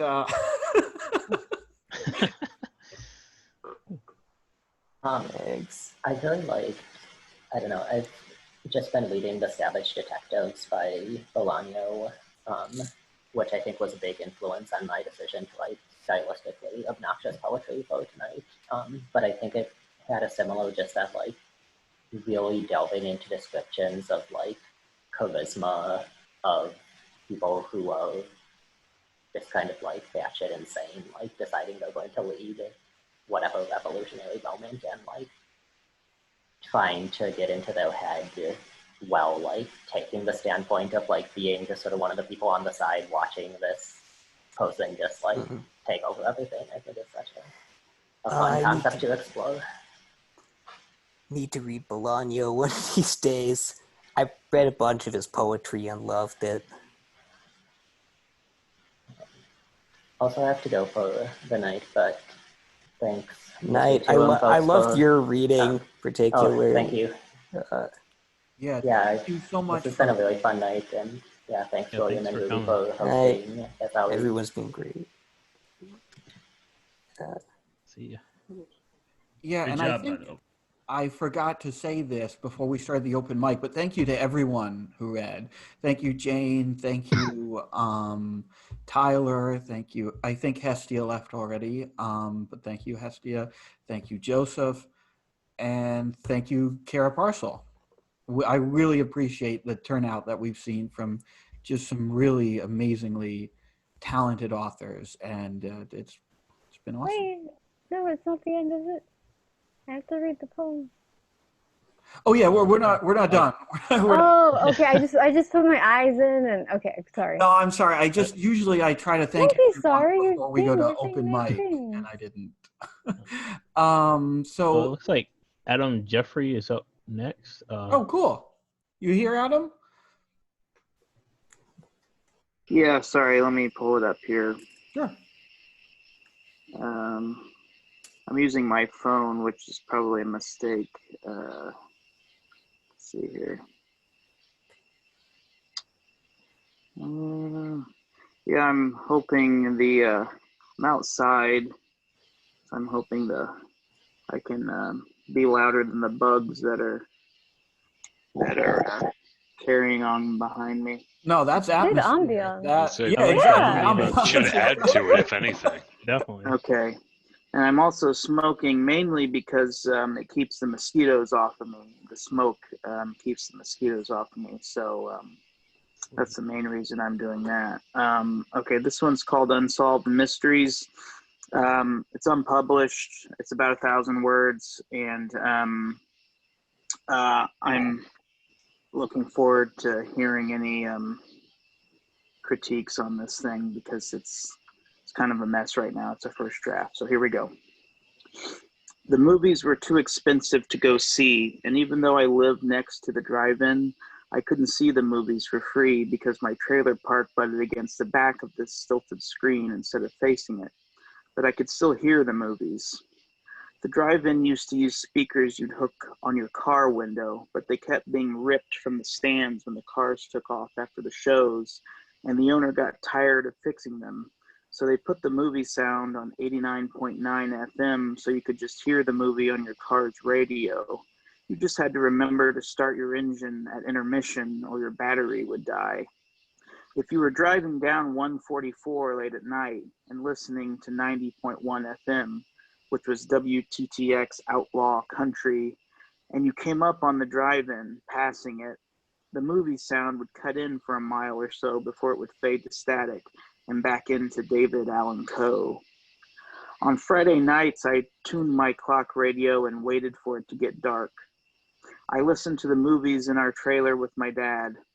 Sometimes, if the drive-in was playing a movie we'd both seen 100 times, we'd act out the scenes and lip sync the talking. We'd have our little adaptations right there in the living room, and sometimes neighbors would watch through our tiny windows and we'd get a little thrill. The drunker Dad was, the better actor he was.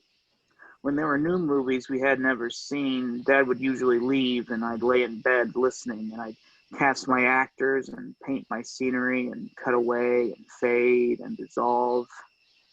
In the winter, when there weren't any movies playing, I would watch the Unsolved Mystery tapes Grandma got me from a yard sale. Most times, Dad was working on the weekends. If he wasn't hungover, so I watched the episodes alone, and it got dark early. Some of the stories scared me so bad that I would wear several pairs of underwear to bed. In my mind, this would help with two things. A predator would have a hard time raping me, and if I had a nightmare and wet the bed, all the layers of underwear would hopefully keep my bed dry. In the summers, I tried to peek over the drive-in sheet metal fence, but it was too high and too sharp to climb. I couldn't sneak in either because they had somebody sitting in the ticket booth all night. But it wasn't a total waste of time because I liked to investigate the sweet smell that was coming from the weeds along the fence. It smelled like Teddy Grahams. I would bend at the waist and sniff the leaves and the clusters of showy flowers, but I couldn't finger the culprit. When the air was hot, that's when I could really smell it. I always got poison ivy all over my feet and ankles. The movie sounds with no pictures and the sourceless Teddy Graham smell are what kept me from running away early on. I was baited by my curiosity. They were my own unsolved mysteries. But then I started riding around with boys, and sneaking into the drive-in was easy when 2 or 3 of us could hide in the truck bed under the tarp or in the floorboards of the back seat covered with a sleeping bag. 4 or 5 of us could get into a double feature for $4. That way, as long as we stopped giggling and were still. The smell of the Teddy Grahams was masked by our boozy breath and the boys' stink of creosote and cum. We'd never stay for both movies, or we'd forget what we saw. It turned out we make our own movies, and I wasn't missing anything I hadn't already seen. Ours were better. I didn't like watching beautiful people on screen try to make me feel things that weren't really there. Adaptations with Dad ended when I started collaborating with the boys. Once I was taken out to the pastures, somehow alone with somebody. It was a different car from what I'd come in at the movies. The boy said he was taking me out to Podunk with him so we'd get abducted by aliens. He told me the story of Barney and Betty, and I told him I'd seen them on Unsolved Mysteries, and he got me all witless. Then he parked by some substation and he started flashing his headlights out over the sleeping cattle to attract the mothership. All that did was scare away the bats and attract the lightning bugs. He tried to touch me, and I tried to stop him. The back of his neck smelled like raw pie dough. I smelled like the hot metal handles of a merry-go-round.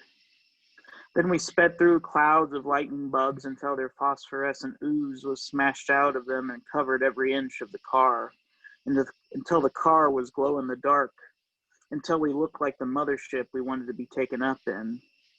You ever seen Repo Man? He said. No, I said.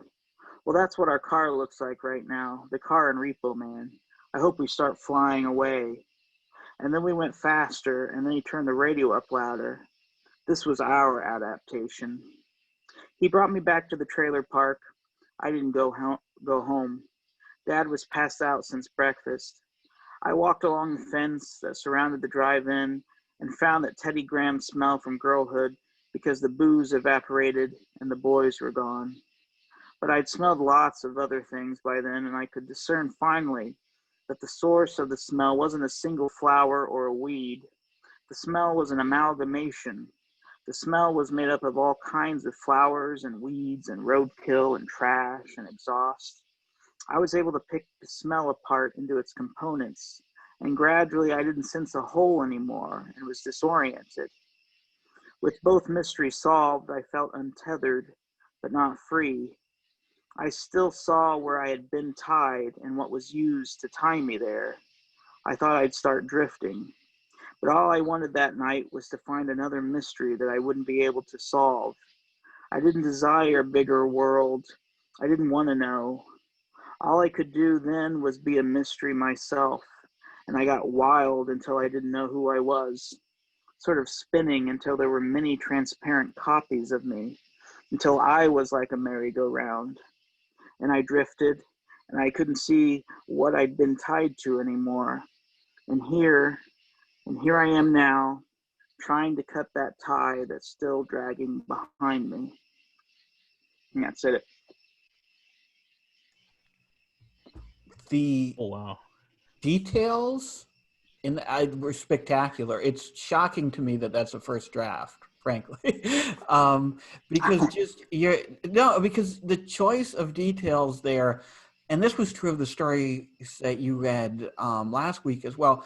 But the choice of details so perfectly like captures like that the atmosphere of that imagined place at that imagined time without you ever having to like say this story is set here, the characters are this sort of person, from this sort of demographic group.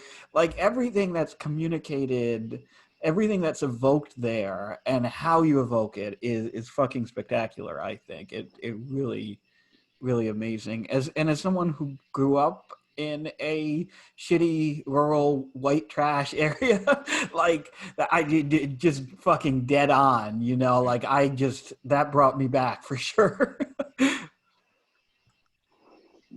Yeah, I he definitely appreciate it. nailed Thank it. you.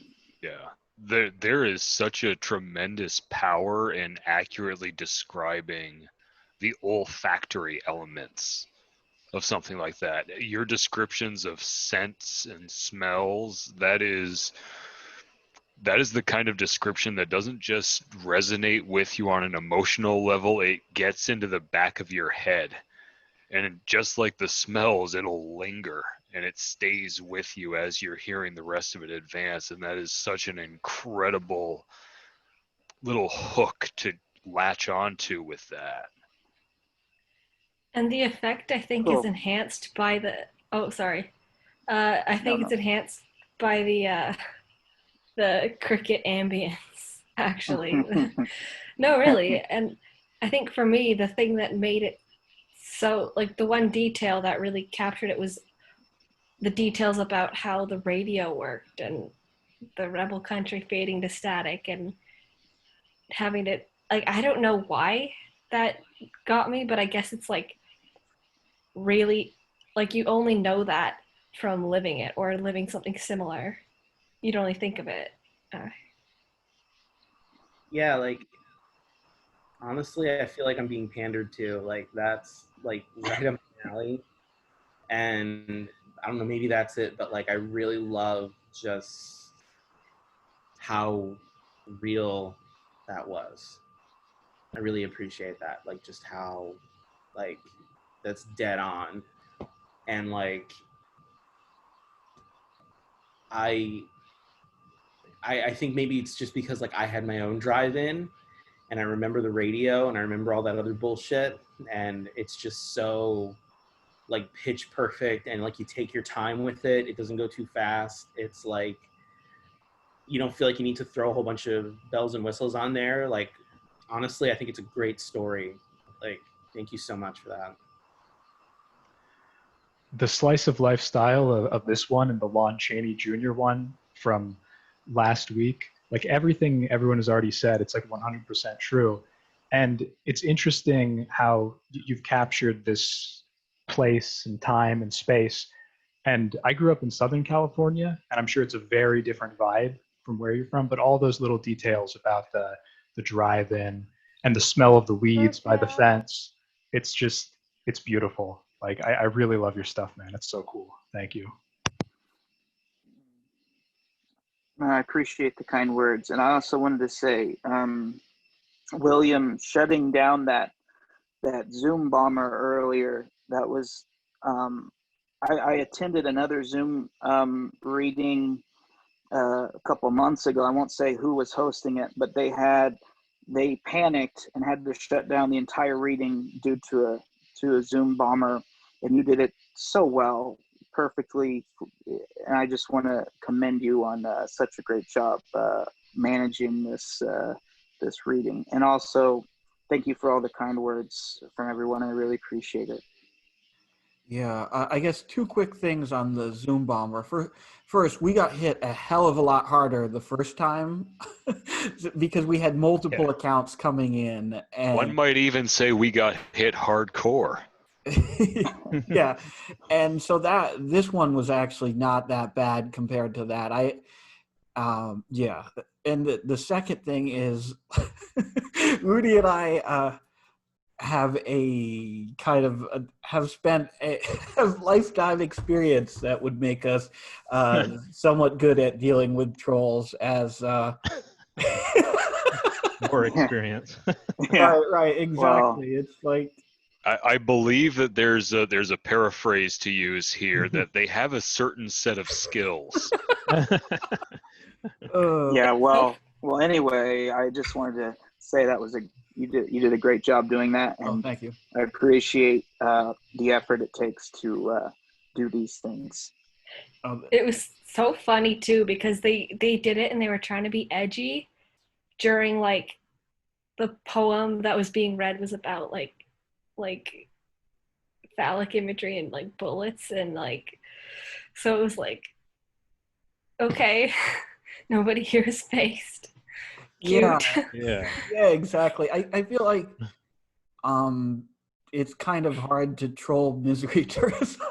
You know, I think so. I don't think that so these people have I seen the love the website. way you said that.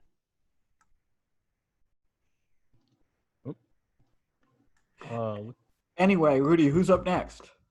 Tyler Peterson is up next, and then I think Eris wants to read as well. What was I gonna read? I don't know. You had put it.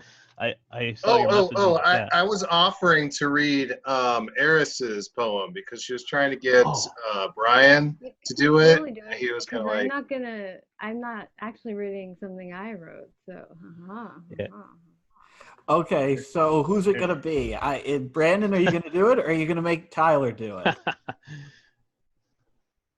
I think I can. I think I can do it. I'm going to Okay. shut the video off There you because go. I think trying to maintain a straight face will You don't hinder have my to laugh ability to your read ass it. off, man. I wrote this when I was like a baby dick.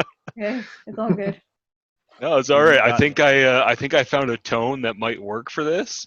Yeah. So Go all out. I have no idea how this is going to It's go. 8 years This will be interesting. Okay, do it, man. Yeah. All right, video is off. And Eris, I hope you appreciate this. I really do.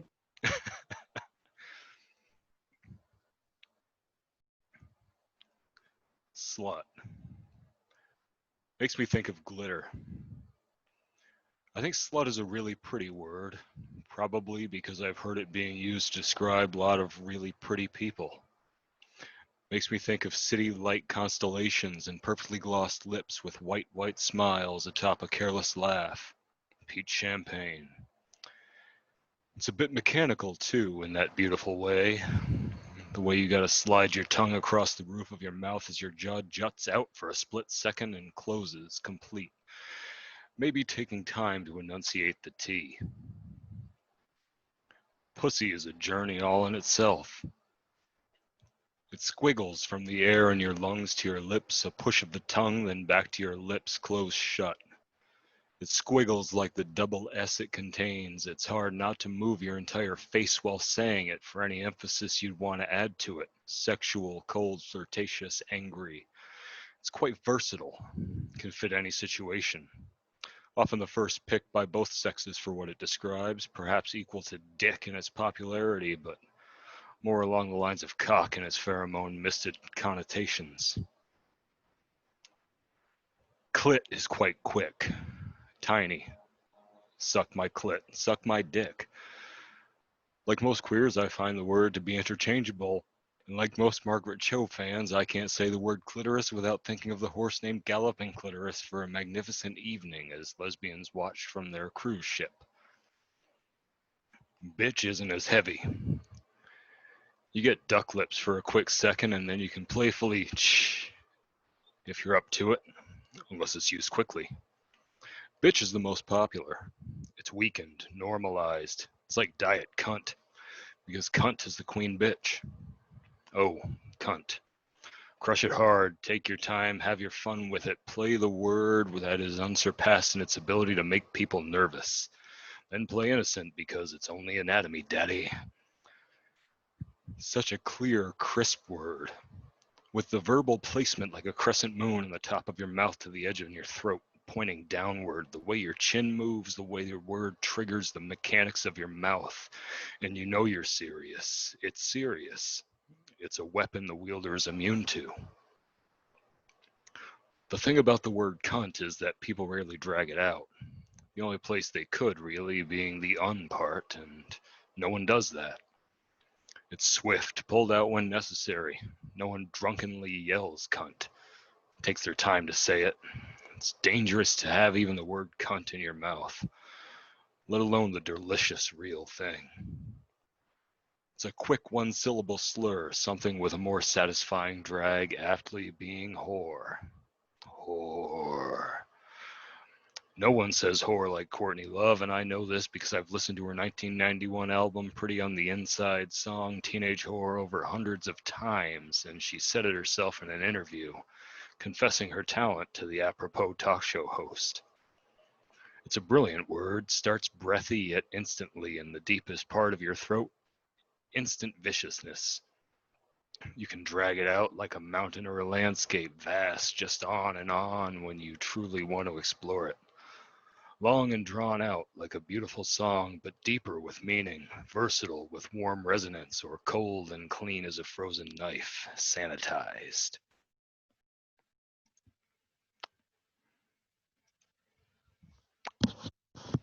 And you're welcome. God damn, man, you Thank really you. fucking killed me. Killed it. I started coughing, and I just that would have been it. That would have been the end of my fucking life. Oh shit. I was That so honored. Thank you. I've always wanted to get something right, and now it happened. And that was an experience for me as well. Wow, that was Beautiful. that poem. I feel. William, Diet cunt. Yeah. Diet. Wow, that's just excellent. Mm-hmm. Oh, God. that was really, really well written. Thanks. Yeah. Lizzie, wait, this is at the bottom here. Lizzie performed a guide to words at our very first A Camp talent show. Just imagine me saying that to a bunch of lesbians. You know, there are times. You know how there are times when you just have like the perfect union of like song and cover band, like Johnny Cash doing "Hurt" or something, where where it's just like the original was great, the performer is talented, but somehow the combination it transcends. Right. Made possible by a Dragon's Milk Imperial Stout at 11% ABV. Oh man. I love that comparison though with the cover band. Oh my god. Okay, so this is terrible. I can't top that. I can't top in general. But anyway, okay. So Big Male. Wait, should I introduce what this actually is?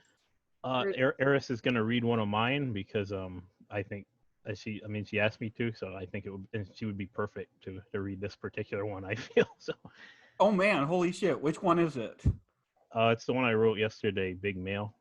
Oh, okay. Okay. Oh goodness, this is turning into a weird night, and I like it. Can I mispronounce something? Someone raised their hand. Don't correct me. I just want to know. And I forgot what else. Okay. Big male, huge, getting bigger, harder, faster, stronger. Doing the robot, Wrangler jeaned American, Eastern Europe somewhere, Eastern Front. Ride a tank, in and out of Stalingrad. Grab a boy, turn him ancient, hard. Come with me and swing your first axe. Axe of enormity, axe of evil. Paul's goddamn mustache. How do you say that? Paul's. I think it's Paul Sega, but either Paul way, Sega's you're goddamn doing awesome.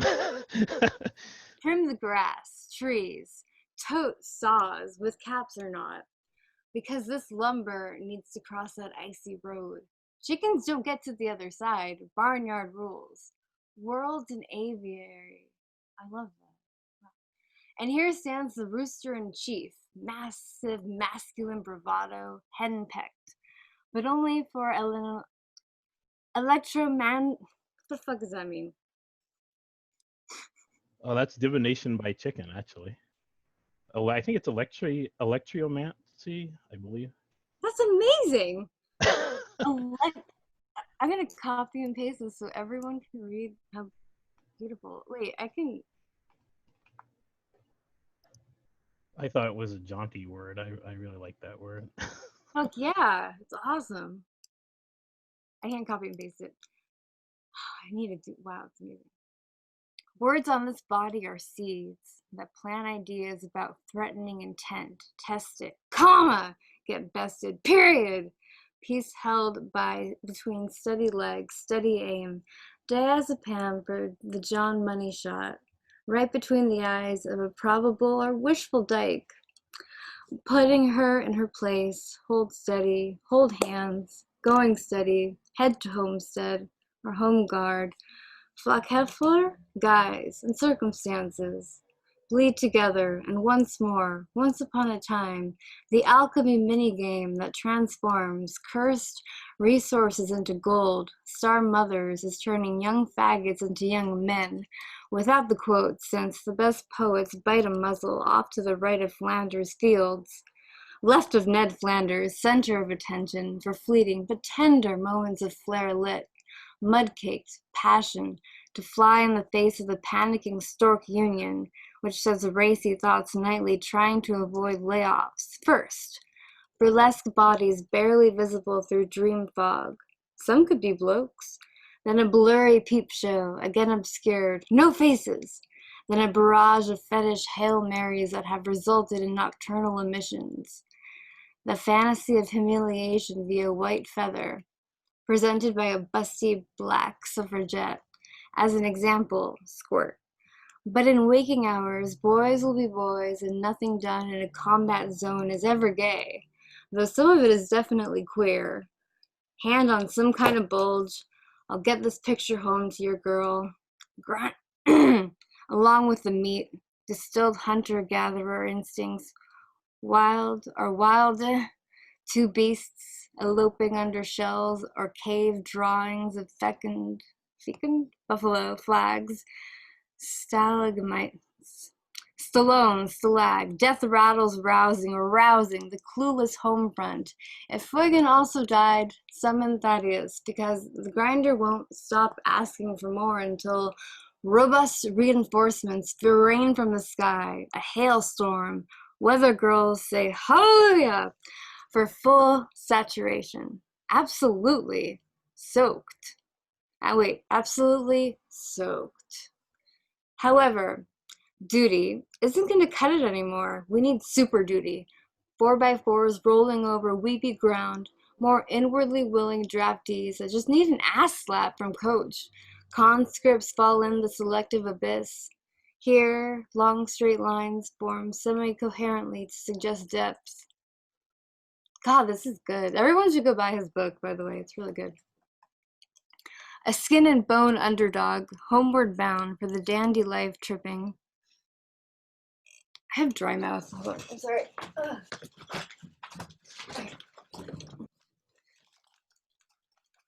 So amazing. I can't believe you wrote this yesterday. Oh yeah, it was like yesterday and night before. Yeah. I'm so professional. Sorry. A skin and bone underdog, homeward bound for the dandy life, tripping, morphin dripping, missing limbs, having kicked the Kaiser. But not an opiate dependency, expensive stotting behavior, tightrope walking in a muscle shirt, pecs. Syndrome, short men with a short fuse. George started discourse about who cut off the legs and why. Gentlemen need a hobby. And archaeology is a favorite among those who disturb graves and punch Germans. So now it's Jordan crossing Niles, or denials of elephants. I love that. Oh my god.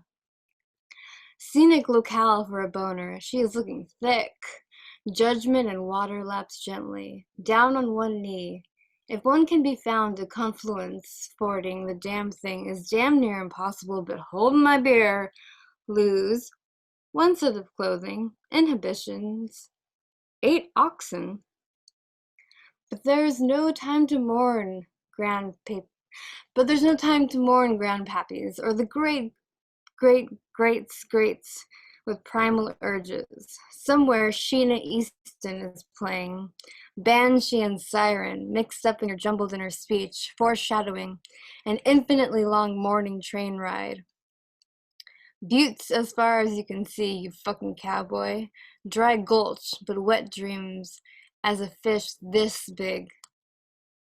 Damn, that was amazing. I have, while tales of Arabs with overstated missile fetishes dominate your commuter radio. Hairy, boisterous dudes slick down with ill-gotten inky loot, catcalling women in tongues, flexing, posing, reflexing. Watch white help black euthanize white's ambitions, mate in 3 or 10 or 17 or never. These ruddy lads, as on-demand boogeyman, keep your blood flowing. They're exhaling thick cigar smoke into your mind's eye. Hard blink and you see here red. How cool would it be to be ruler or even ruler holder in Somaliland or any other sultry place where Westerners go to measure dicks and stay one step ahead of the breadlines while your golden brown bastards ride camels or something?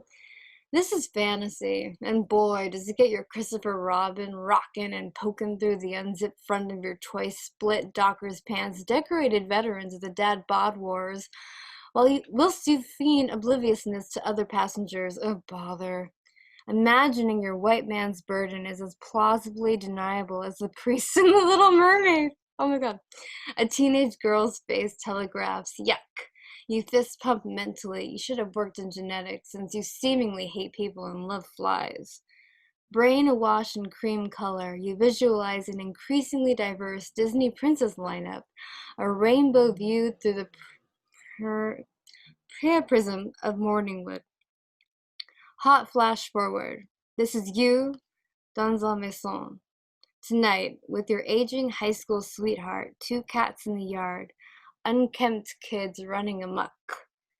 I love all the K's in that. Contrasting that with a muscle-bound Aryan barbarian, one hand on his manhood, the other reining in a horse, or fuck, even Howard sitting in his truck, one hand on his forehead, the other on his Colt.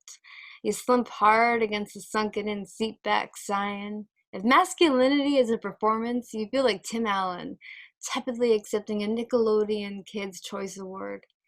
Too bad the known world ends if you're 30 minutes late for work. Holy motherfucking shit. Oh, damn, Eris. Wow. How was I allowed to You read killed that. You killed it. God You damn. killed it. Damn. Beautiful. Thank you so language. much for reading that. That really, I'm honored. Anytime. You just have to know that I'll interrupt and drink lemonade. No, that was awesome. That was great. That was amazing. And the ending. God, if you like, there's no better feeling than ending a poem perfectly, and you did that, and it's like, yes. I had so much fun reading that. I'm not even on drugs. Cool. Now, Rudy, that poem isn't available yet, but that's going to be up on Misery Tourism next month sometime, right? Yep. I feel so lucky. Yeah, you were the first to read it, I think. I'm just super obsessed with all the wordplay in that poem. You know, all the free association feeling, it got me thinking of like Cockney rhyming slang or something. The way that you evoke all these comparisons that are like contextually logical, but like super oblique. A lot of rap works like that.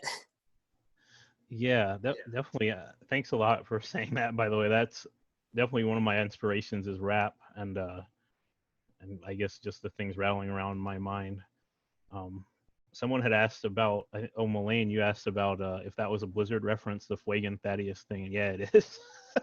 That's one thing I do is I usually try to dig into video games or to whatever I'm into, and make references to that. I'm really surprised anybody even got any of it. I saw it and I'm like, oh, this must be referencing something else, and Blizzard used it because they do that a lot with like Tolkien words, and so I'm like, oh, if I go in saying this is from Hearthstone, that's stupid. What was it from? And all that came up was just Hearthstone and the wiki. Yeah.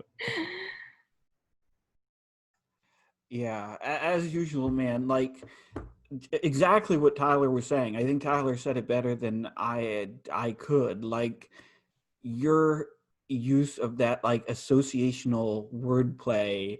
Every time I read one of your poems, it blows me the fuck away because I wish like I could like I wish I could do that because and it continues to make sense. It's not pure stream of consciousness. It's legitimate like conceptually it makes perfect sense even though it doesn't make sense like logically or within the realm of like real like material like material reality, right? But conceptually it makes this kind of wild like perfect insane sense, and I just love that shit. Well, thanks, man. That communicates it better than I think I could, like talking about my own stuff. So, thank you. Yeah. That line with like Tim Allen at the Kids' Choice Awards, that was that's one of the best lines I've ever heard. That hit I actually close to home. Sorry. Yeah, I vividly remember that Kids' Choice Awards where it cut away to Tim Allen in like his study or something, and he looked just so depressed and just so like not there. Like, I remember just seeing that and thinking like, wow, like did this guy just win an award or did he, like why is he so upset? Like, I was about 12, I think, when I saw that, and I was like, damn.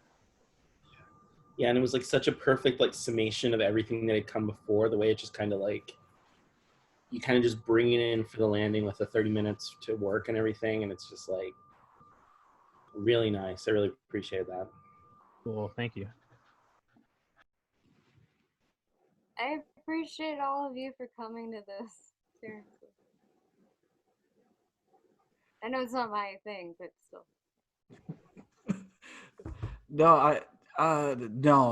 It's awesome. These are always so much fucking fun. Rudy, is anyone else on the docket here to read?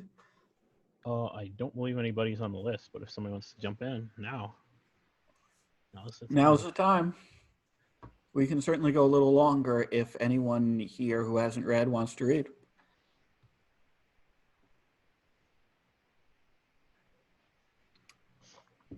For once, like, I wonder what would happen if there was a poem that was just bad. Like, what if we all said that was a shit poem after they finish reading? Like, I can read my Harry Potter fanfic. Just for William. Oh yeah, yeah.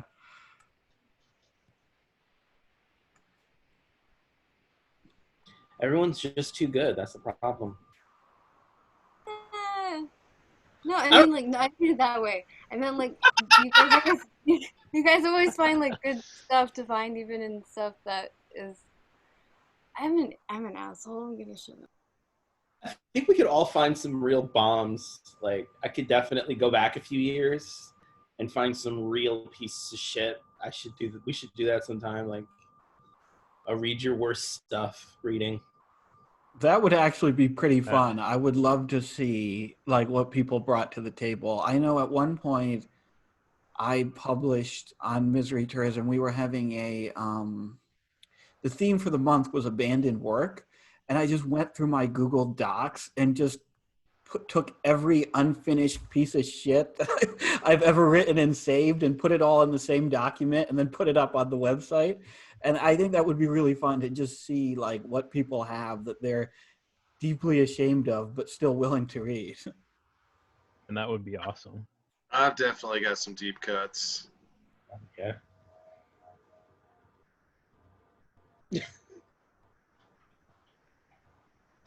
Eris, you want to talk edgelord lyrics? You should. Yeah, I was like into death metal, so. Oh, bring it on. Bring it on. We'll email exchange. I Oh, still am into death metal, so Death metal is just. I mean, it's cringe as fuck, but it's supposed to be, and it's great. But when you fuck it up, it's so bad. I glamorized drugs. It was a mistake. Well, it's all been foretold.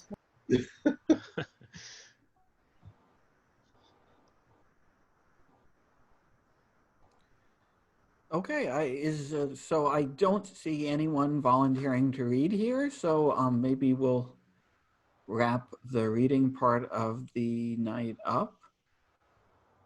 I'll give people a chance though. One last chance, last call. No, I think that's it. Okay. So I think we'll end the recording there, but I'm going to keep the Zoom meeting up for, I don't know, the next however long. If people want to stick around and just hang out, that's cool. If you're watching this later, I don't know, tune in next week. We do this every Friday at 8 p.m. Eastern Time, 5 p.m. Pacific, and I have no idea if you're in Europe or something. I don't fucking know.